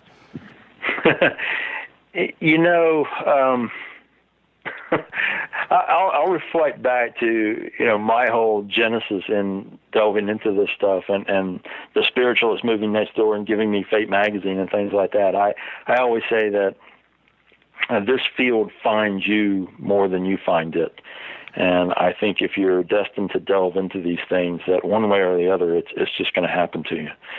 And if you're compelled and bold enough to delve into stuff, yeah, do so. But approach it with a lot of questions and look for answers, rather than just feeding into the concept of what's going on and accepting everything that's out there. Because, I hear people all the time that proclaim themselves, they've been ghost hunting for 3 years and they're experts, on haunted locations or this or that. And I have to kind of chuckle, because as many years as I've been in this field, I just consistently have more questions.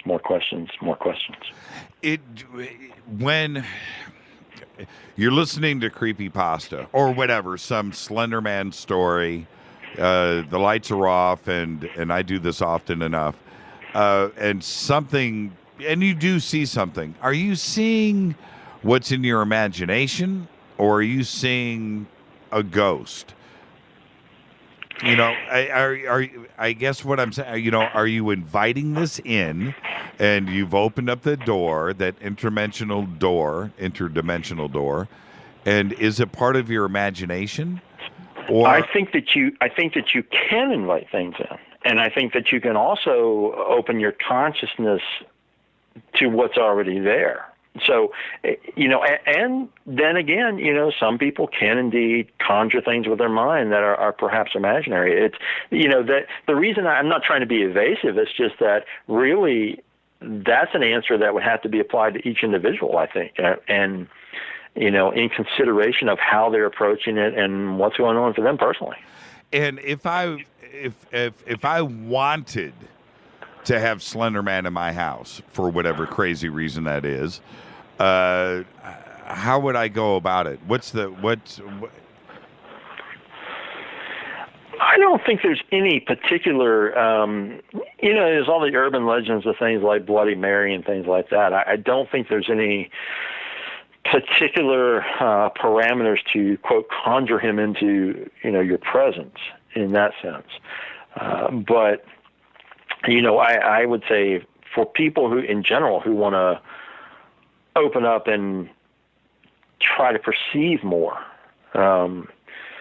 look to what personal tools are going to work for you, whether that's meditation or learning to, there's a wide range of things that really can sort of go hand in hand with your personal spiritual approach. But, make sure you have your protections up and look for ways to open your consciousness in order to perceive more of what's going on. Now, so this leads to my next question. You go and you slip up. Now you've got something hanging out in your house. How are you going to get rid of it? Wow. Yeah. Well, again, you see this a lot with haunted situations. Someone will call and say, my house is haunted, I want you to get rid of whatever it is. And, a Catholic priest will come over and do a blessing. Well, if the family's not Catholic, it's not necessarily going to work.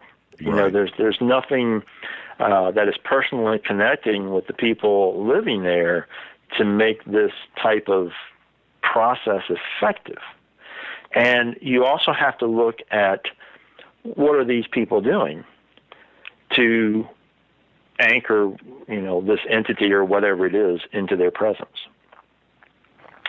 It's a tough question to answer in brief terms, and I'm trying to be brief with it. Well, I'm trying to figure out how you would undo your stupid mistake.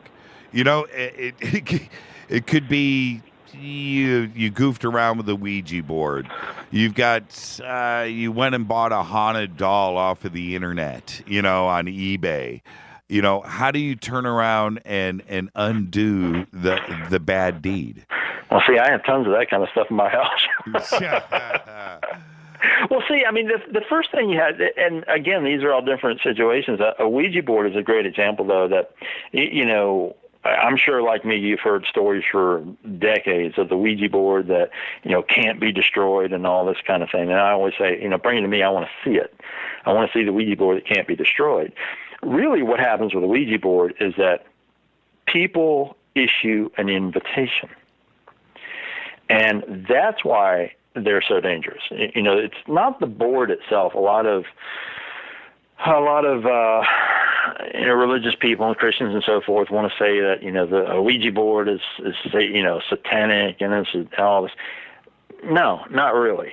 You look at the history of the thing, it's completely benign. What people are doing with it is what gets them in trouble, because they get these boards, they go home, and what do? They sit down with it and they say, anybody that wants to come in and talk, please do so. And I'm paraphrasing, but that, essentially that's what happens. An open invitation is put out. Guess what? You've just invited anything into your space. And once it's in, it's happy to be there. It's not going to just say, oh, okay, we're done, I'm leaving.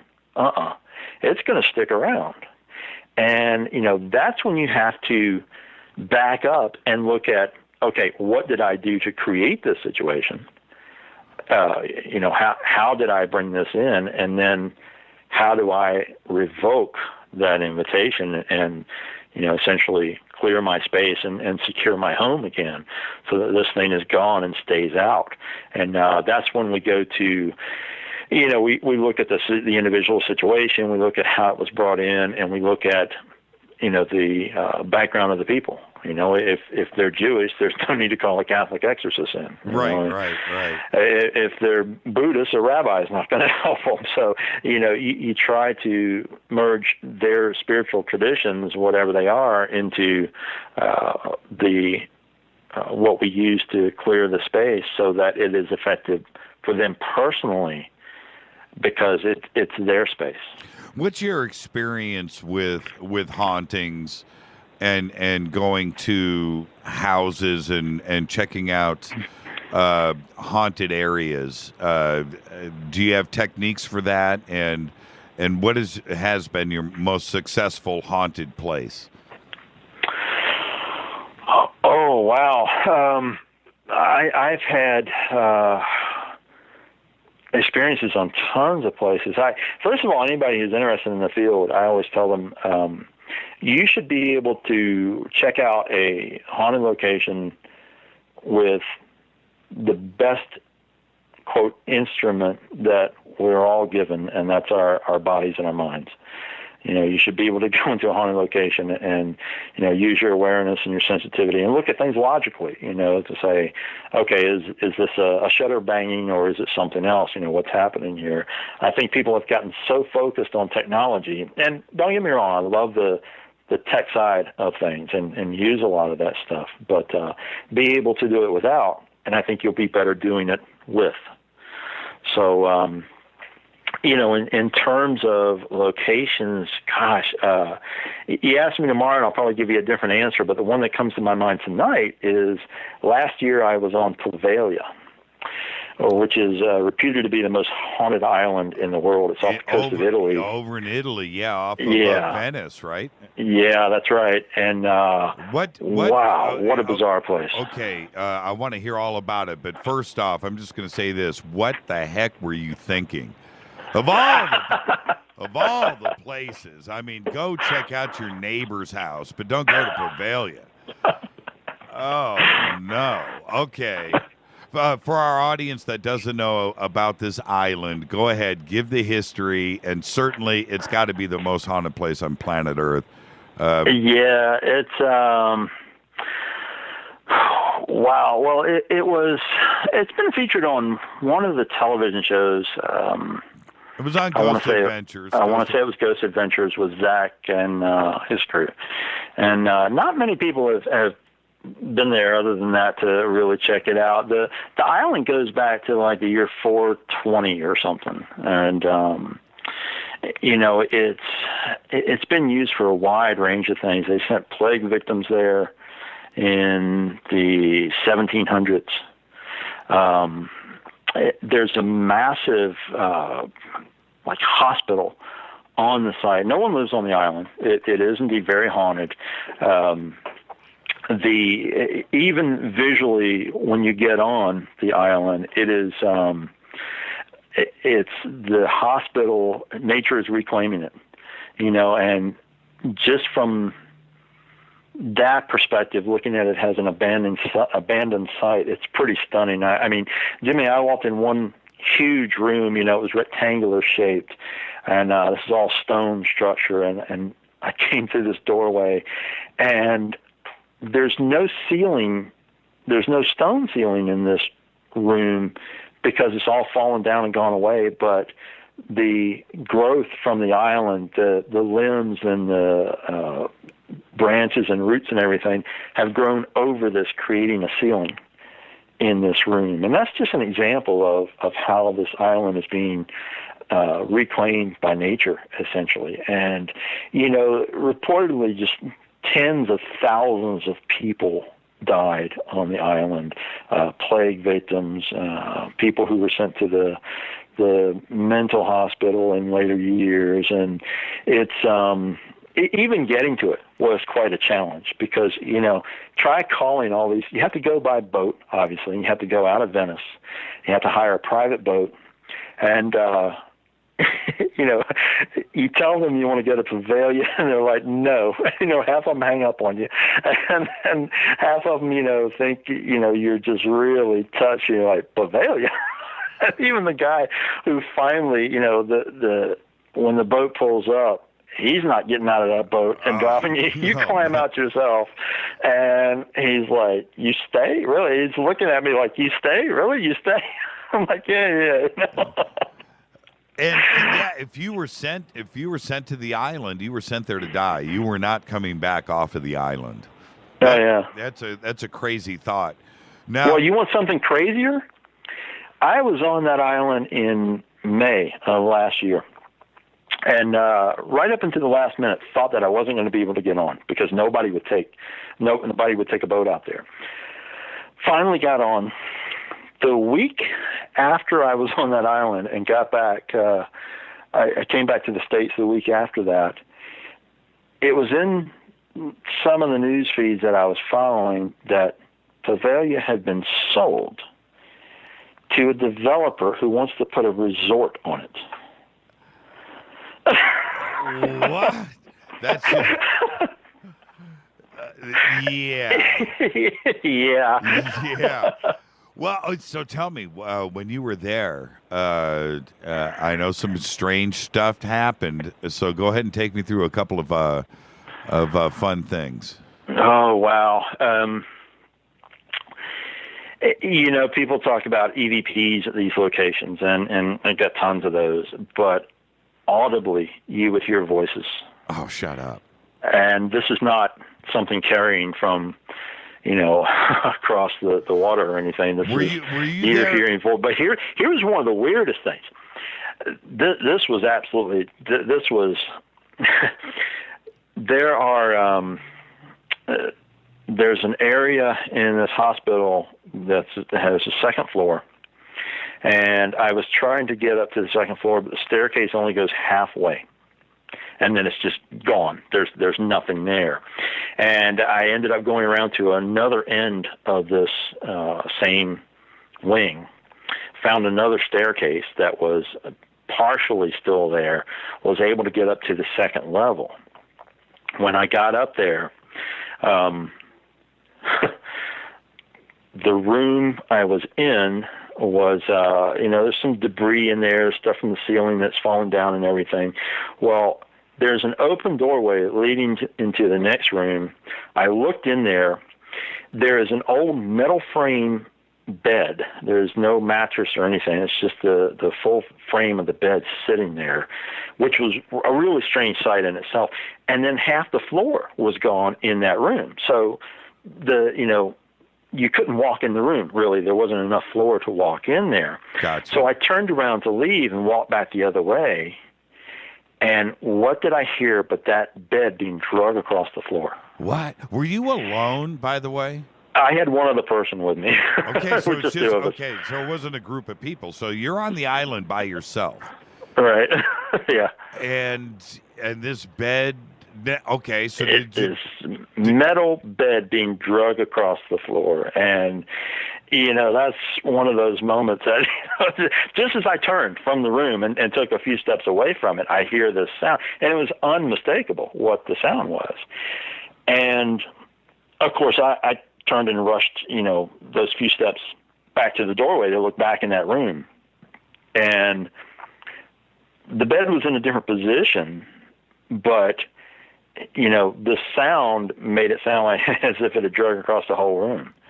But and there wasn't that much space there, but the bed had clearly moved, and it was just, man, it was a weird thing. Did you see anything? Did you see any ghosts?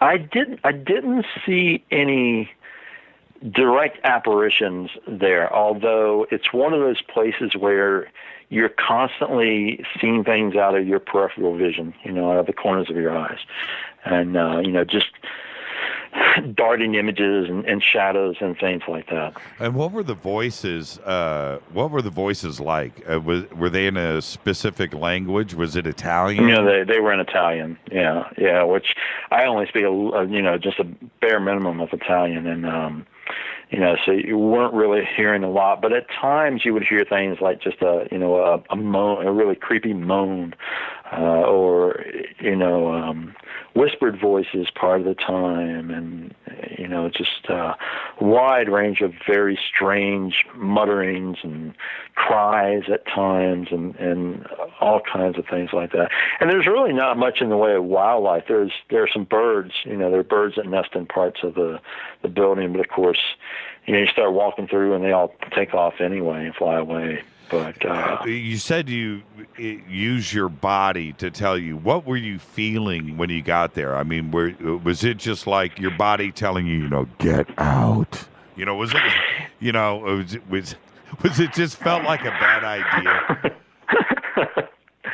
You know, I'm not really the guy who, my body doesn't tell me to get out at this point. I was at Myrtle's Plantation years ago, and it was a larger group, and a whole group of people came rushing out of a room, you know, yelling that there was something in there, and I was the guy telling them to get out of the way so I could get in there. I really, you know, I literally chased this stuff, and, you know, as far as physically, I think you use your heightened senses. You know, you listen, you examine everything. You know, I'm real big on awareness. You know, you look at details, and you listen and you watch, and you pay attention to the subtle things that your body will indicate, you know, like whether it's a change in temperature or, you know, whatever it is, our bodies do send us signals. And I think that there are ways to tune into that and utilize that to your advantage. Have you EVP'd your own house? No, I haven't. I did, you know, when I was younger, and, you know, through the years at different times I have, if there were, you know, if I felt like there were entities and so forth, I'd want to see what was going on. But no, in recent years, I have not done that. Would you give people that advice? Your friends, your neighbors, your family? Not really. You know, I would tell them, if you think there's something going on, call in someone independently to, you know, give you an objective view of what's happening there. But I've seen too many people that really kind of creep themselves out and you know, end up in unsettling situations when they start doing that in their own home. Yeah. I don't think I'd want to know. I wouldn't want to know. To be honest with you, I have a nice house. I don't need to know if it's on an Indian burial mound. You know, I'm not really making fun of this. I'm being serious. You know. Oh yeah. I understand. It's all good. I don't need to know. Let's take a quick break, David. When we come back, I'm going to force David into talking about something that he doesn't want to talk about. And I asked him today, we need to at least, and you know where I'm going, David. Yeah, I know where you're going. So we're going to do this when we come back, and the suspense is there. This is Fade to Black. I'm your host, Jimmy Church, tonight, David Weatherley. Fantastic evening. David, stay right there. We'll be back right after this. Stay with us.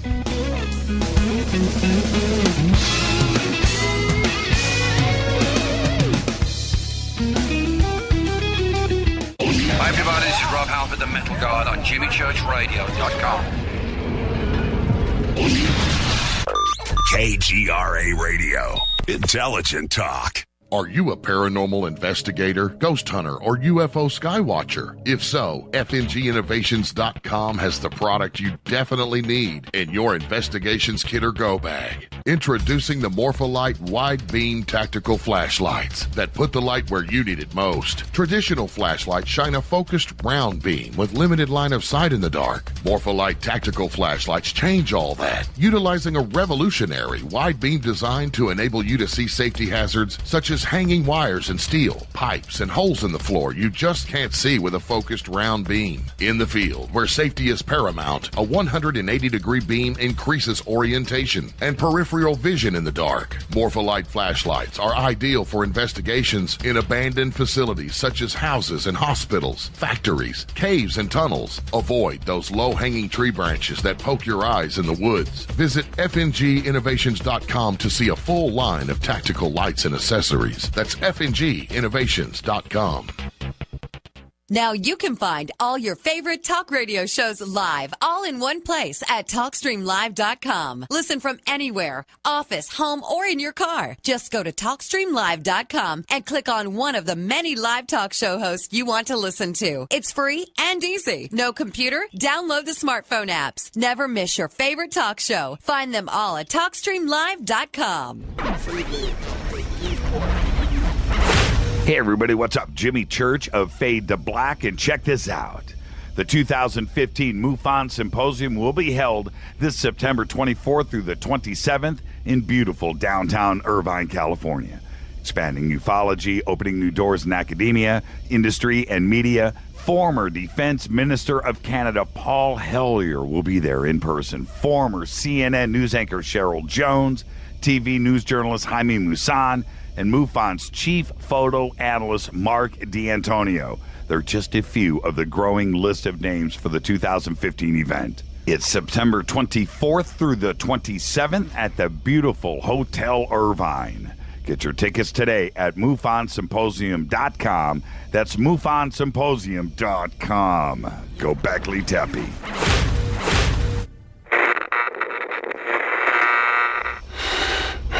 You want to know a secret? I love ponies. I really love ponies. I'm serious. I couldn't stay sane without ponies to brush. Why fade to black?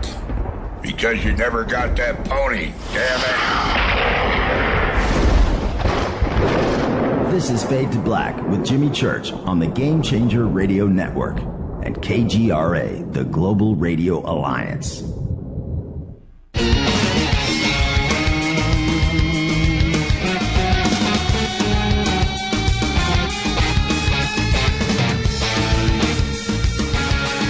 All right, welcome back. This is Fade to Black.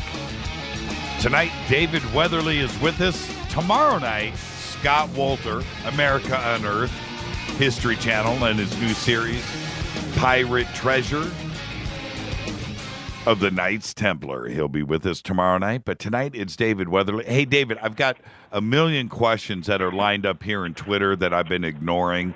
So let's do some rapid fire stuff here. You ready? I'm ready. Okay. Could the black-eyed children be biomechanical? You know, that's possible.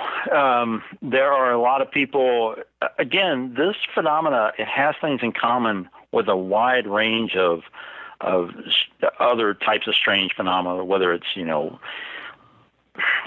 spirits or demons or men in black. And we do hear some cases where people are saying that these children almost act mechanical.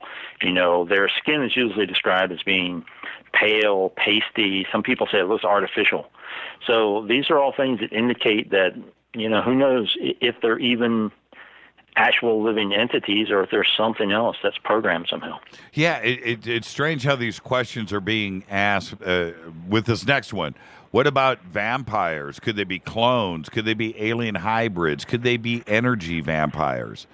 Yeah. All of that I explore in the book. The whole vampire thing, of course, you say vampires and people think, oh, now you're being really silly. That's all fiction that's out there. But no, we have to examine the folklore of vampires and, look at the sources to say, okay, what were they trying to interpret and describing as vampires, and what are the similarities? And of course, one of the primary things we get is this whole concept that they have to be invited inside, because there are no cases where they force themselves into somebody's home or car. They ask for that invitation. So, why is that? And classic demonology says that a demonic entity can't come in unless you invite it.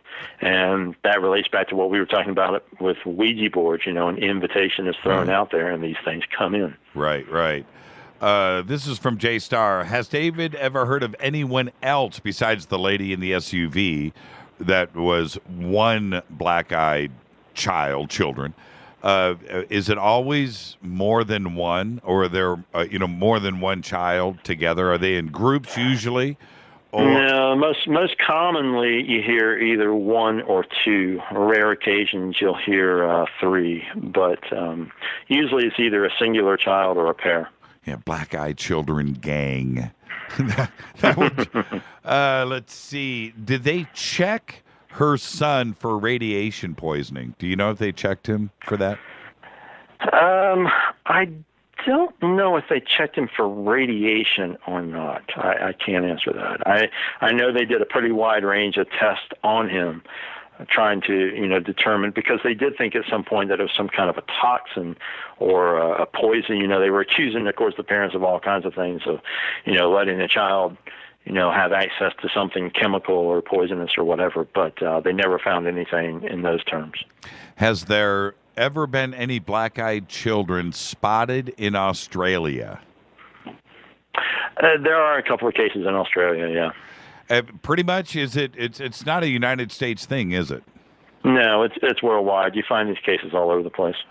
And this is from Bob. He says, my great niece came up to my niece and told her that an older couple wanted her to come with them, but no one was there. Is that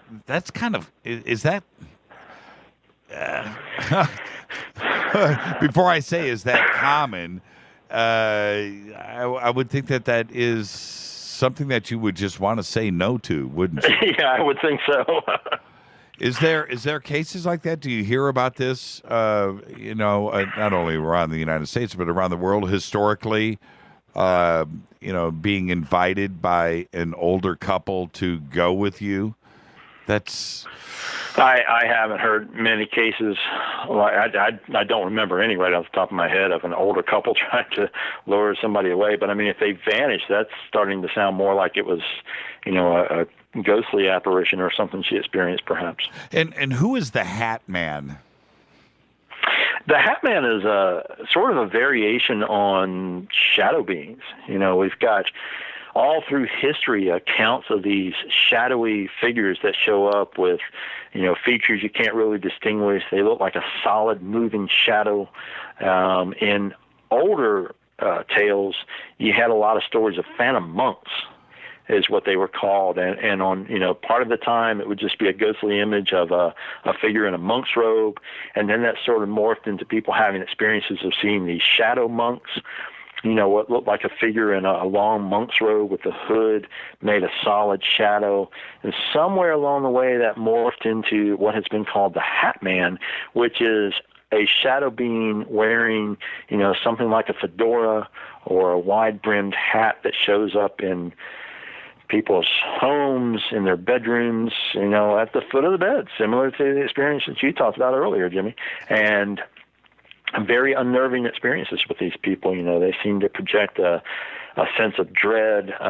Sometimes people are paralyzed and can't move in these things' presence. And again, it's something that the jury's really out on exactly what we're dealing with, what kind of manifestation it is. Would David do the psychomantium? I have done a version of the psychomantium before, yes. Oh, shut up. Yeah. And what happened?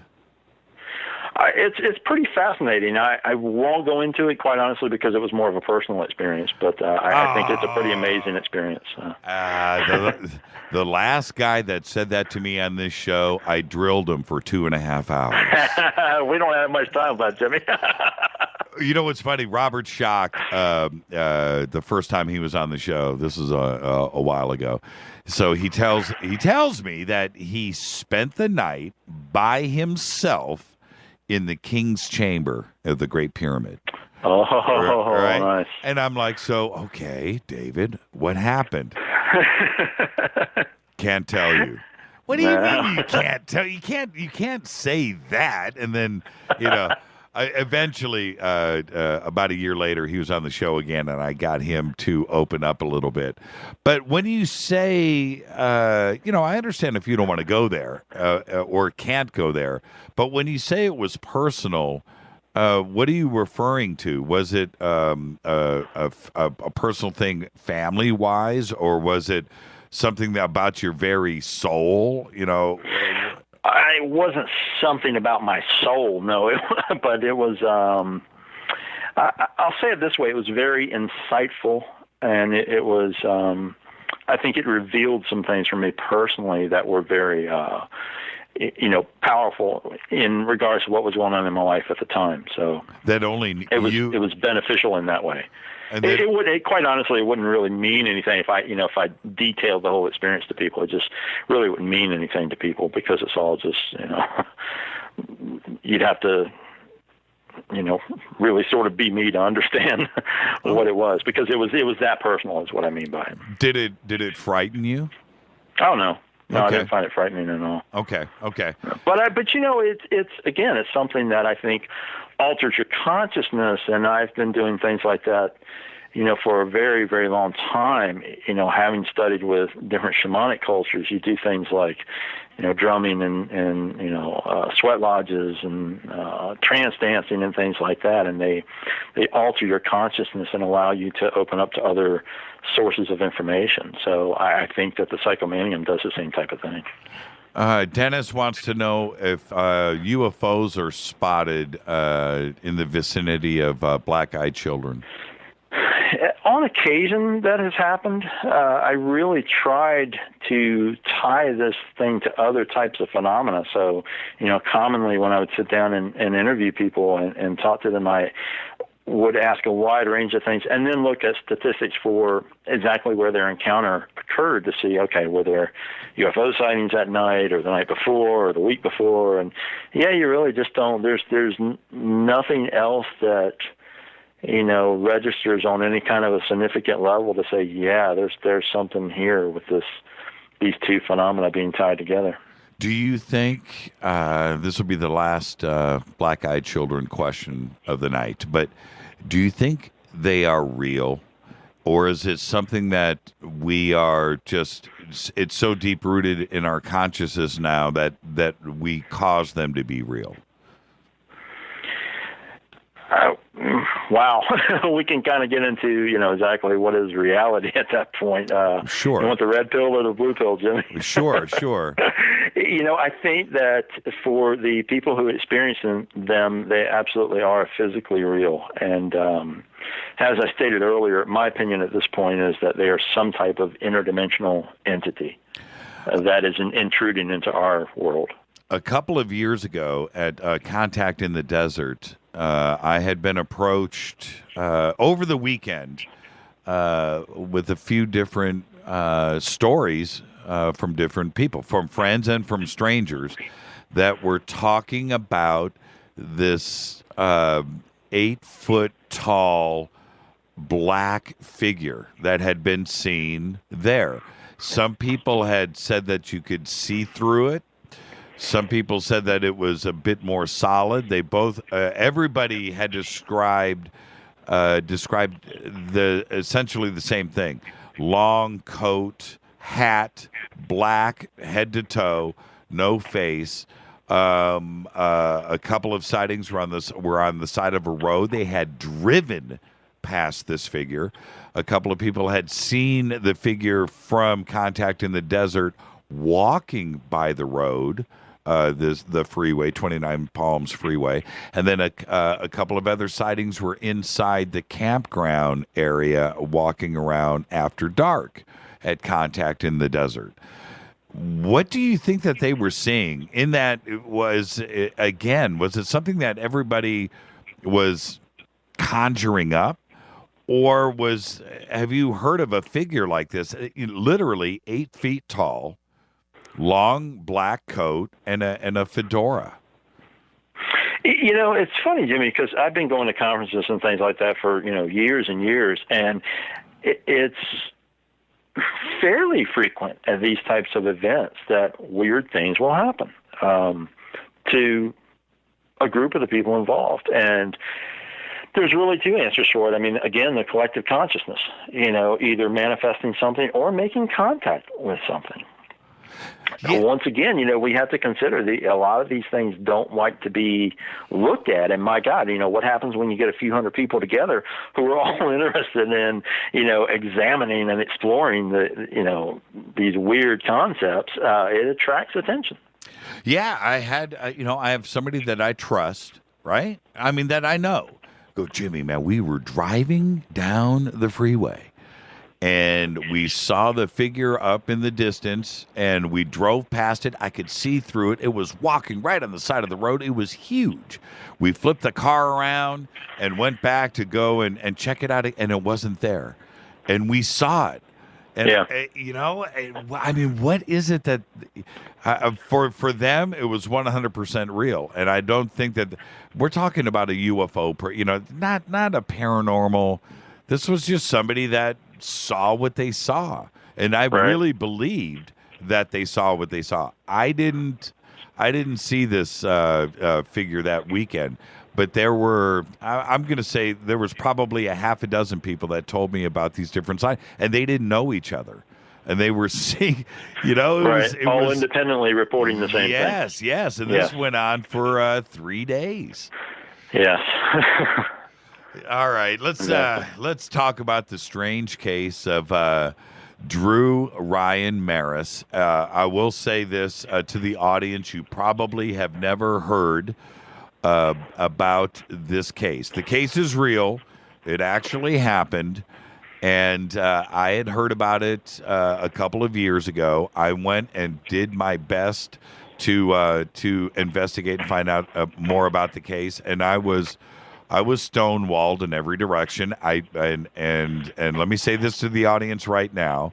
You can look up the case, Drew Ryan Maris, Maras. There's not much out there, but you will see that, yes, this is a real case. And he was a ufologist that had just written a book called Open Your Eyes to 2012 and Beyond. The book was released, and then all hell broke loose. And this happened in Arizona. You live in Arizona, right, David? Yeah, that's correct. So this had to have been something that you had to go investigate and you had to go and check out. So let's tell everybody about Drew, what happened, and then we'll take it from there. Well, first of all, I was genuinely surprised earlier today when you and I spoke, and you had sort of dug this up, so to speak, and my connection to it, because I think I spoke about it maybe once on a Veritas, I believe. I think that's the only interview I really did talking about this. It might have come up briefly 1 or 2 times afterwards, but I really backed away from the case because of some of the things that unfolded. So, as I told you earlier today, we can talk about it a little bit, Jimmy. And there's some things I'll just not go too in depth with, but it's been a few years now. And as you stated to the audience, this is this guy. He's a real person. He wrote this book about 2012. And purportedly was working on a follow-up that was going to delve into more government conspiracy that related to UFOs and a host of other things. Drew was a former Marine. He was, I didn't know him personally. I'll say that up front. You never met him personally? I never met him personally. I'd had a couple of exchanges with him via email and so forth. And essentially, here's what happened in short. Sedona, Arizona a couple from New Hampshire were found murdered. And they were parked at a highway turnoff close to Sedona. They had been killed with an assault rifle. The police that started investigating the murders found a pair of witnesses. Well, how many murders happened in Sedona? Well, there were just these two. No, I mean in general, just crimes like that don't happen. You know? Right? Yeah. It's not. Yeah, this is not the kind of thing. Sedona is sort of a new age UFO mecca. It's known for all the vortexes and crystals, all the healing modalities that are available there, and the crystal shops and so forth. So you get a lot of a large number of new age people going on journeys out to Sedona to find themselves and so forth. And that's exactly what this woman was doing who came from New Hampshire. She was very interested in spiritual and New Age type of things. And the gentleman was a close friend of hers who decided to accompany her out there so she wasn't going by herself. And they turned up killed on this at this turnout outside of Sedona.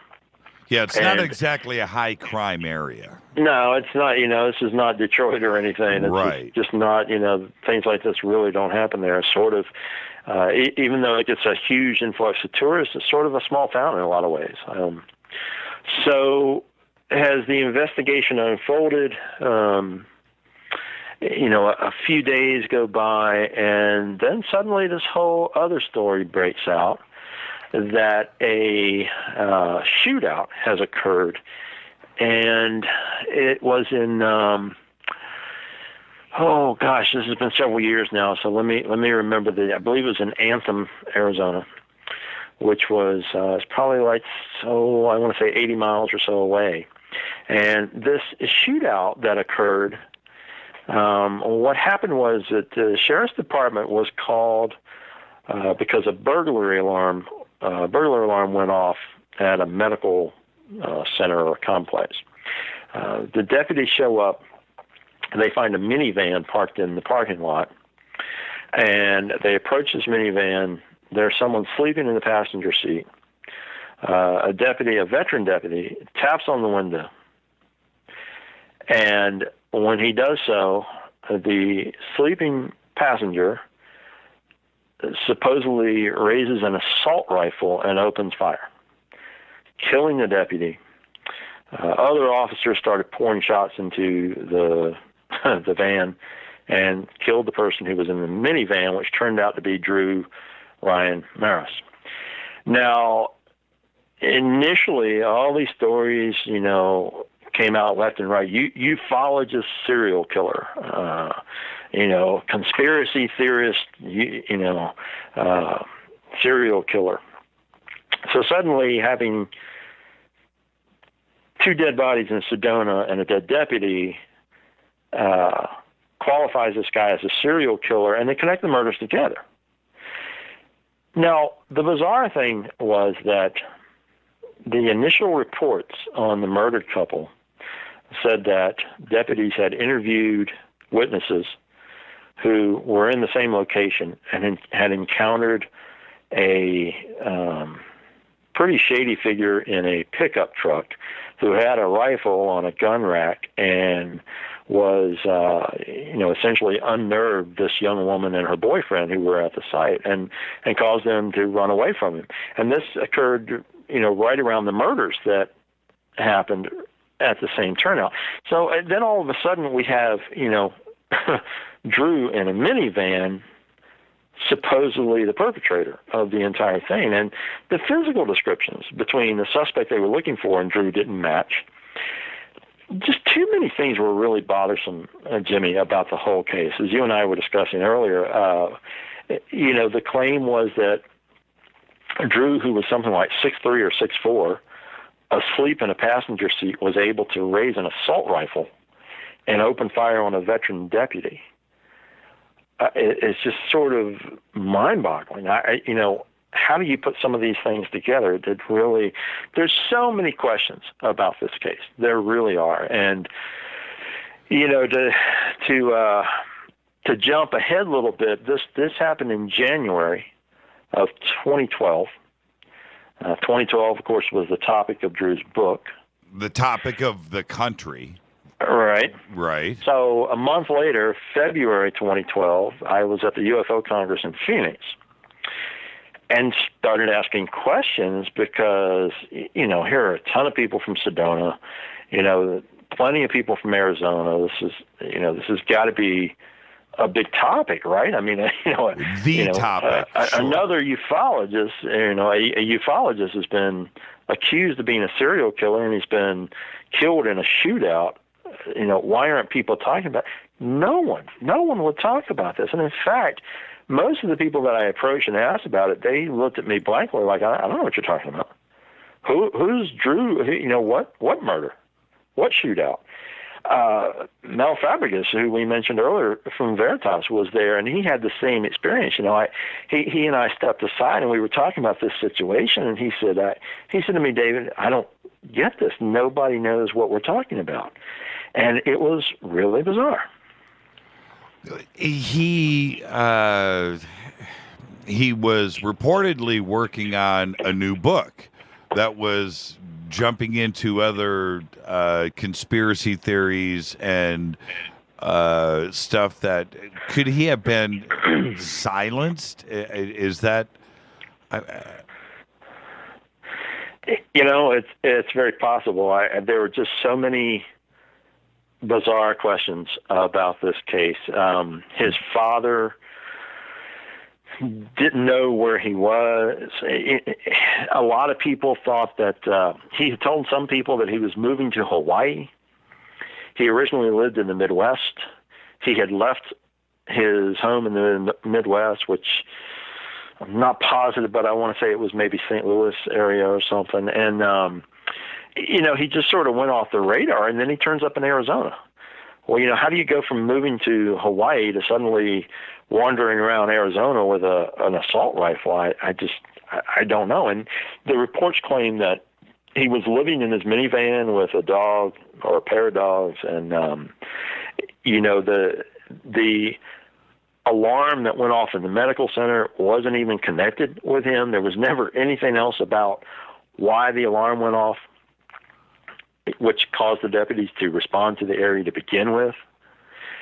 And there was also reports, which I find really strange.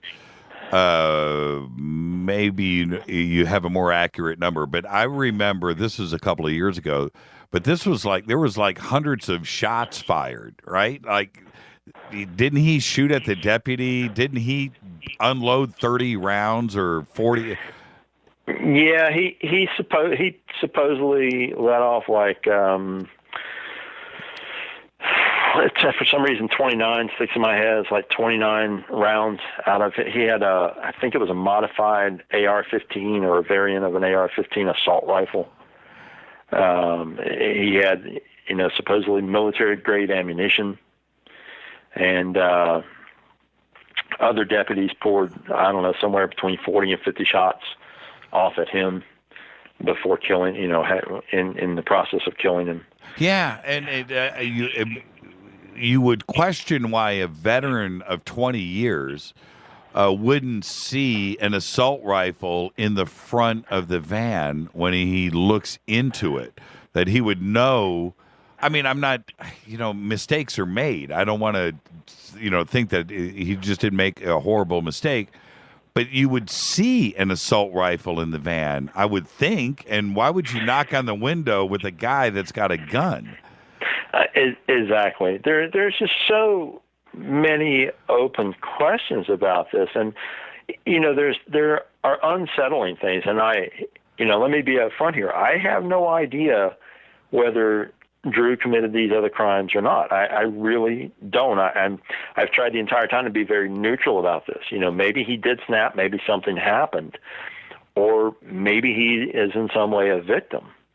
I just don't know, but I am unsettled by the open questions that sort of linger out there. And yeah, this veteran deputy, he was like 20 years on the force or something.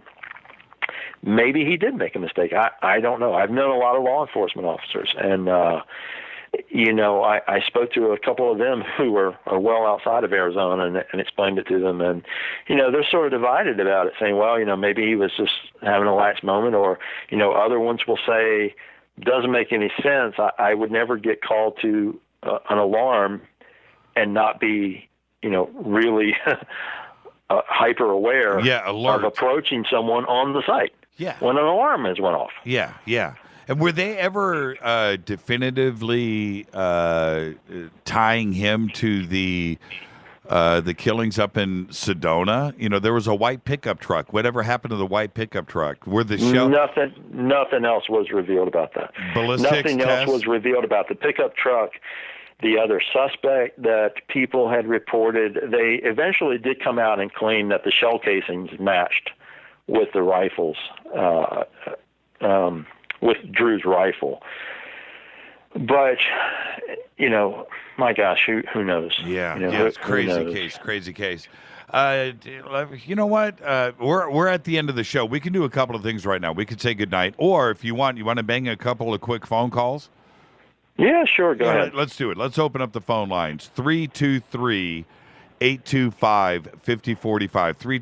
323-825-5045. And I'll take one last commercial break that I have to do, and we'll line up some phone calls when we come back. More with David Weatherley. Your phone calls next. 323-825-5045. This is Fade to Black. I'm your host, Jimmy Church, and I'll be back right after this. Stay right there, David.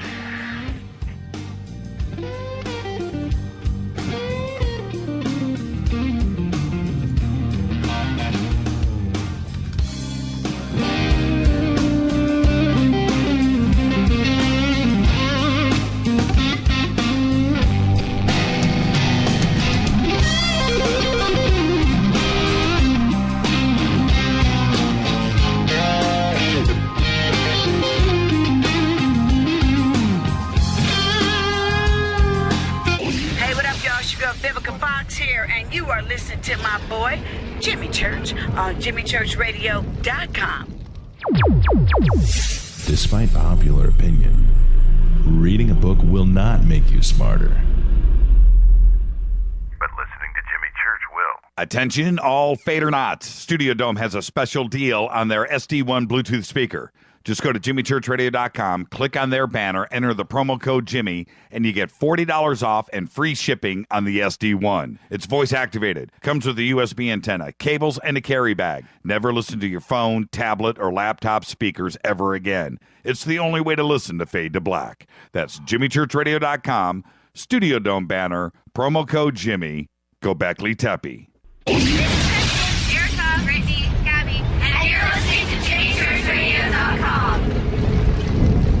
It's not a lifestyle we chose. We were born this way. KGRARadio.com.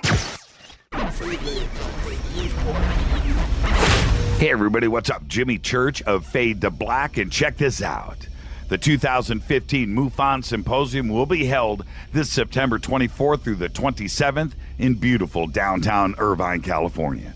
Expanding ufology, opening new doors in academia, industry, and media. Former Defense Minister of Canada Paul Hellyer will be there in person. Former CNN news anchor Cheryl Jones, TV news journalist Jaime Maussan, and MUFON's chief photo analyst Mark D'Antonio. They're just a few of the growing list of names for the 2015 event. It's September 24th through the 27th at the beautiful Hotel Irvine.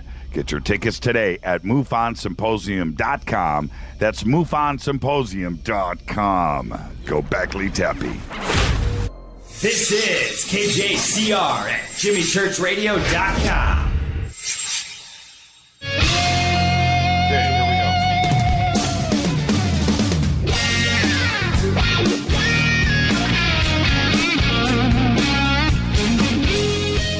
All right, welcome back. Fade to Black. 323-825-5045. 323-825-5045. You can also Skype in Fade to Black and the number 14. Hey, David, you were talking about your next book is going to be on the Jinn. How far That's along correct. are you? It is mostly finished. It would have been out already. I actually added an extra chapter because of some very compelling information that I dug up. When it comes to the Jinn, and I'm waiting for phone calls to come in, 323-825-5045. We're on a 30-second delay, so it takes a minute. When we look out throughout history with the Jinn, is there a connection to E.T.? And the reason why I say that in such a direct way is because, throughout history, it's always been, from the heavens, from out there, from the stars, another dimension. Do you think that there's a connection with the Jinn to that, or do you think it's something else? I think the Jinn are interdimensional, because when you look at the whole lore that surrounds them, and how the whole scenario played out according to Islam, then it's again these other beings that purportedly lived here among humans and were banished. And actually, Jinn lore predates Islam, which makes it all the more fascinating, I think. But even the Islamic version says that these entities were banished because they refused to obey the will of Allah and so forth. So it's a very relevant topic, I think, right now, for a wide variety of reasons. One, the fact that the whole world is really sort of dealing with a lot of aspects of Islam right now. Yeah,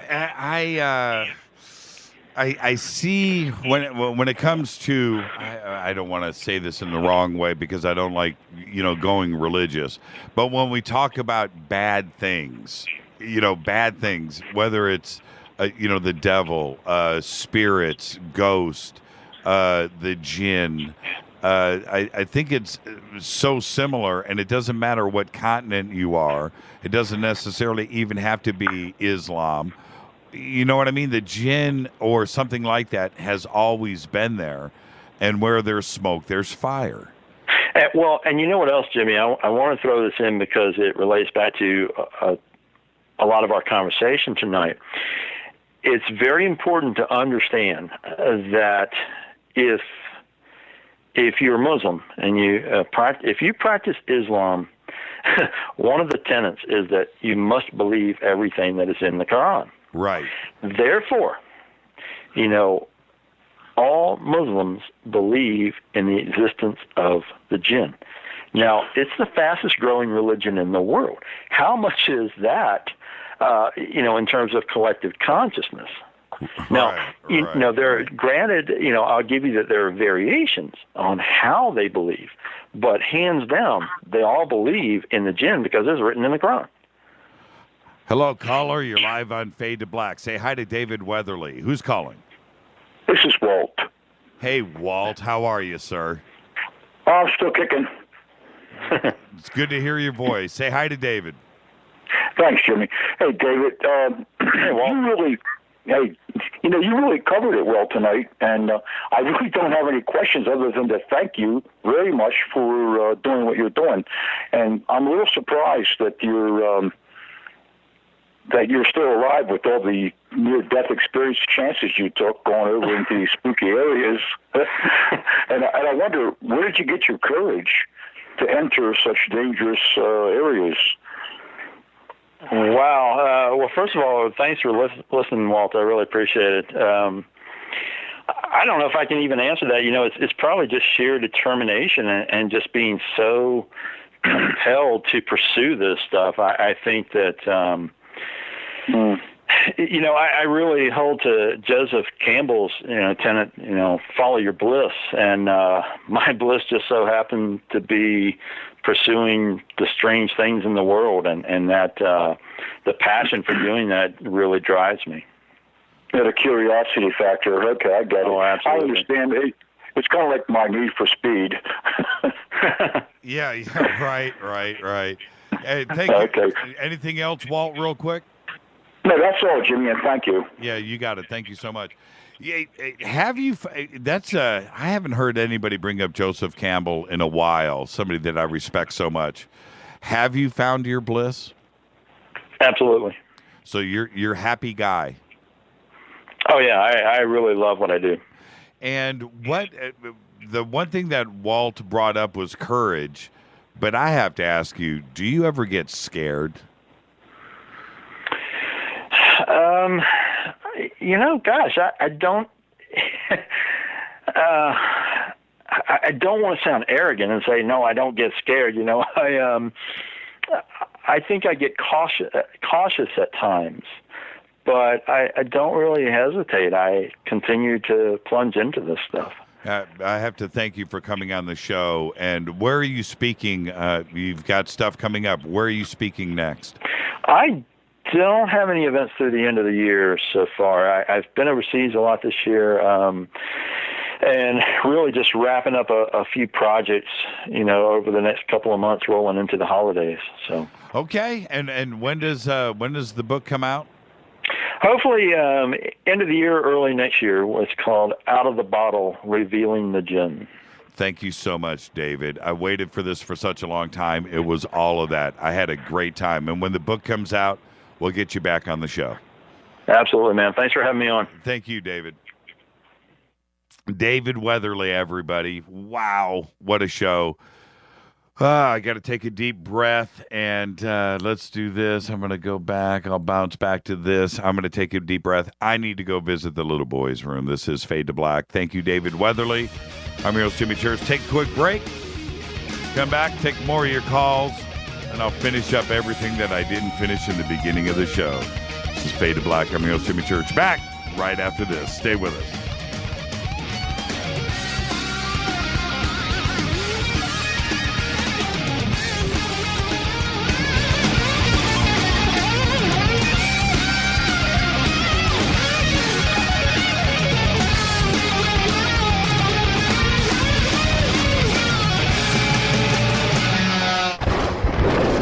This is Fade to Black with Jimmy Church on the Game Changer Radio Network and KGRA, the Global Radio Alliance. The station that talks the net. KGRA Radio. Hello, I'm Katie, and you're listening to my main man, Jimmy Church, on jimmychurchradio.com. Hi, this is Jimmy Church of Fade to Black. Today, everybody, the Fadernauts and planet Earth is vaping, and I'm very proud to announce our very own e-juice. When we were approached by City of Angels Vapor about Fade to Black e-juice, I wanted to make sure that it was the very best and that the flavors were something that I could create myself, and we did just that. Introducing Fade to Black Fader Loops. This will take you right back to Saturday morning cartoons and your favorite bowl of fruity, loopy cereal. Just click on the banner or go to www.coavapor.com. Enter the promo code Jimmy for the Fadernaut special. That's www.coavapor.com. Go back, Lee Tappy. Hi, this is Ray Hobbs here, repping the planet, and you're listening to my good friend, Jimmy Church, Fade to Black, on the Game Changer Network and the KGRA Digital Broadcast Station.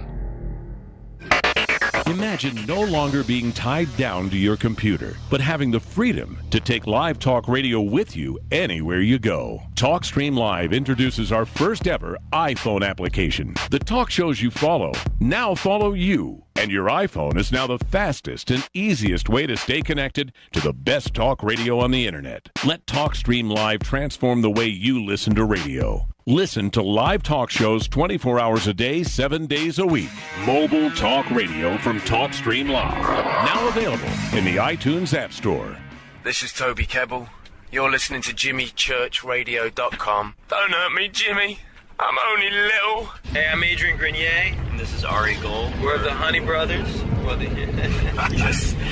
We are of the Honey Brothers. Hey, I'm Adrian Grenier. And I'm Ari Gold. We're the Honey Brothers. And you're listening to Jimmy Church. The Revolution. Attention, all Fadernauts. Studio Dome has a special deal on their SD1 Bluetooth speaker. Just go to jimmychurchradio.com, click on their banner, enter the promo code Jimmy, and you get $40 off and free shipping on the SD1. It's voice activated, comes with a USB antenna, cables, and a carry bag. Never listen to your phone, tablet, or laptop speakers ever again. It's the only way to listen to Fade to Black. That's jimmychurchradio.com, Studio Dome banner, promo code Jimmy. Go back, Lee Tappy. This is Micah Hanks of the Gralien Report, and you're listening to Jimmy Church on Fade to Black, across the globe on the Game Changer Radio Network and the one and only KGRA Radio, The Planet.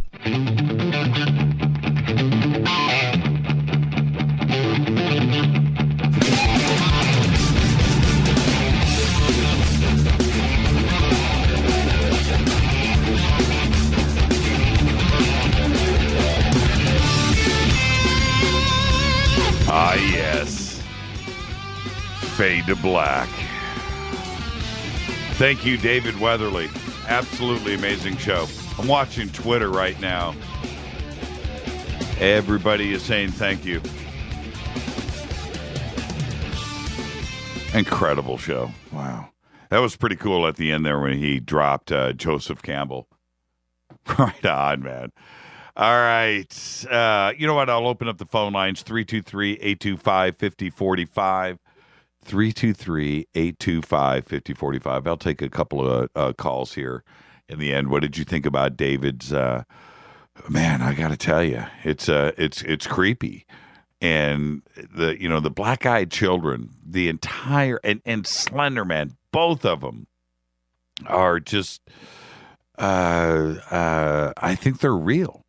And I think I think he's right. I think he's right when he says that, these are, it's brain power, it's manifestations that we are conjuring up, and they are as real as anything else. And if you look at it like that, and I do, when you focus all of that brain power, you will make something move. You will make something happen. You can create.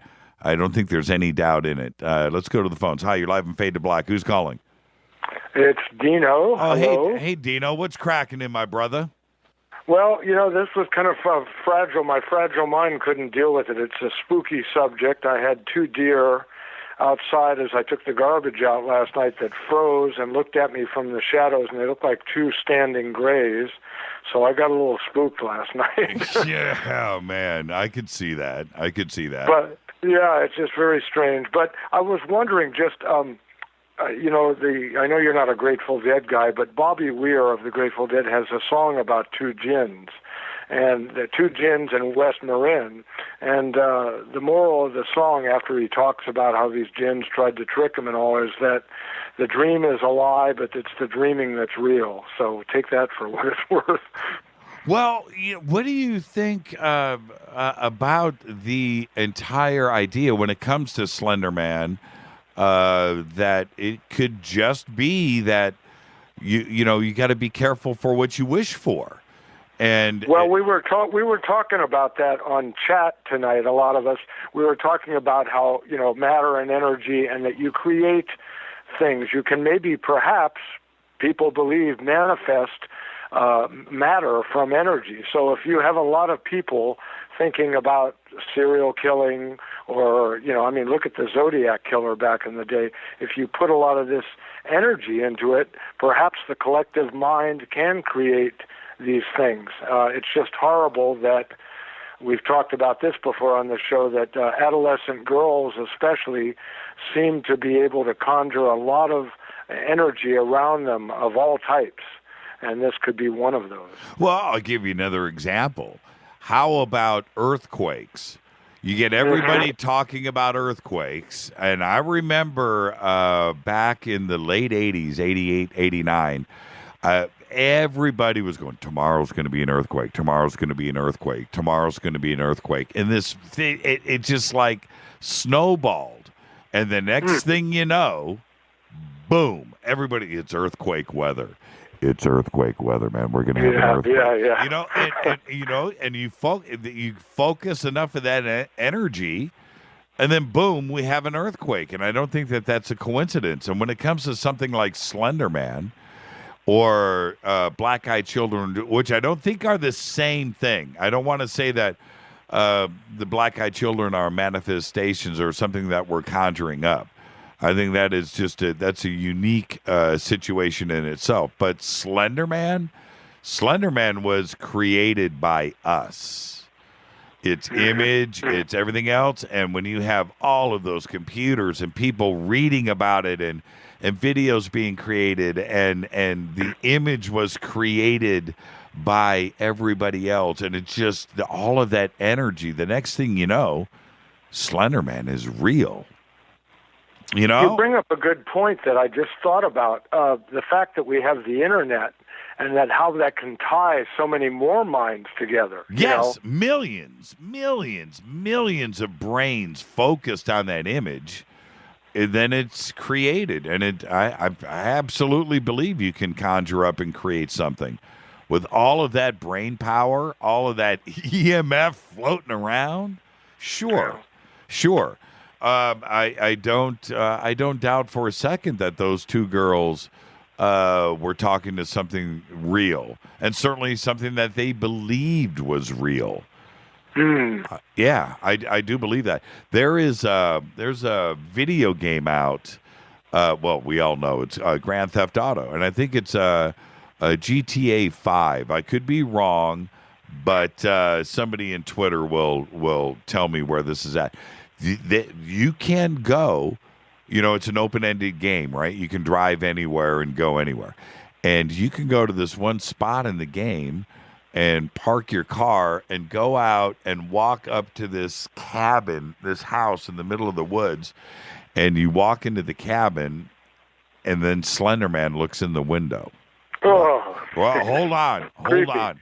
And then after that, Dino, you can't shake Slender Man. So you walk, and he's following you, and he's got the arms, the whole thing. It's Slender Man. And no matter where you go, and the little pieces of paper that are taped to the wall, from the Slender Man legend, right? And with notes on it, and everywhere that you go, Slender Man is like right behind you, which obviously you don't want him to catch you.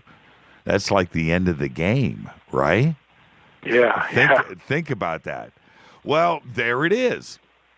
So now kids are playing.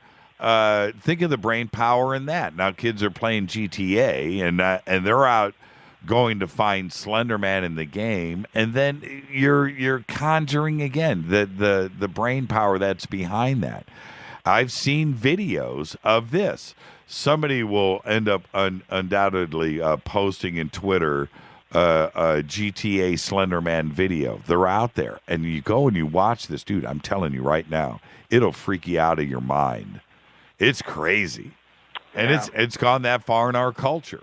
So with the power of the video game and everything else, and the processors of computers focused on this, and it's in our mind, it's on our screen, it's here, it's there, and the videos, it's creating this guy out of the ether. And then you carry that around with you. So many people have smartphones now, and they've got that energy on their person or in something near them, and you wonder, like Tesla used to say, that all this electricity connects the world, Have you read or watched a Slenderman video or story? Have you done it? No, that's something I don't get into. I can take the UFOs, the aliens, all the government cover-ups, but I know some of our Fadernauts love it, but I've never been a horror fan. I don't like being scared. I don't like the negative energy it creates in me. I was an only child, and I'm used to being alone with my mind, and I like to have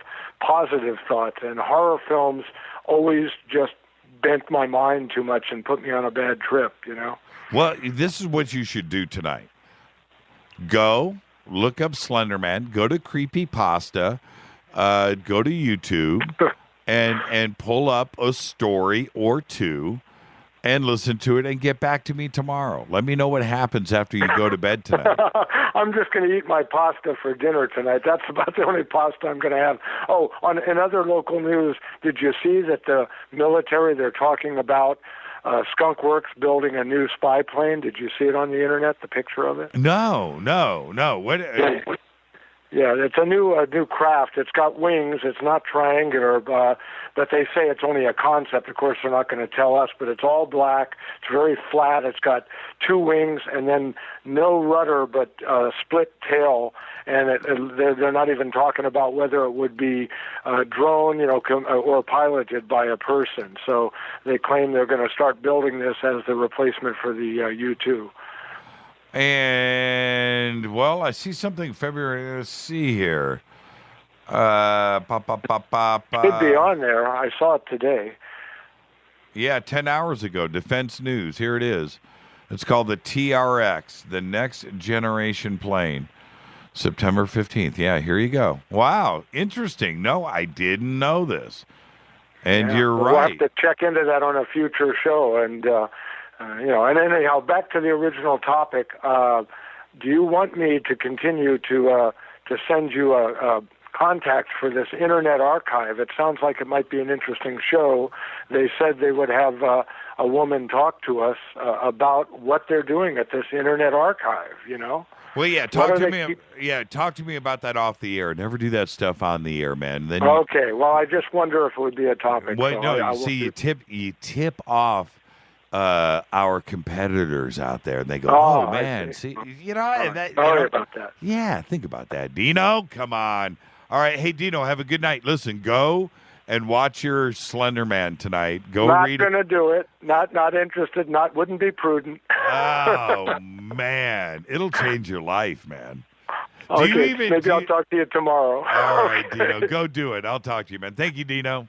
Good night. Thanks for the show.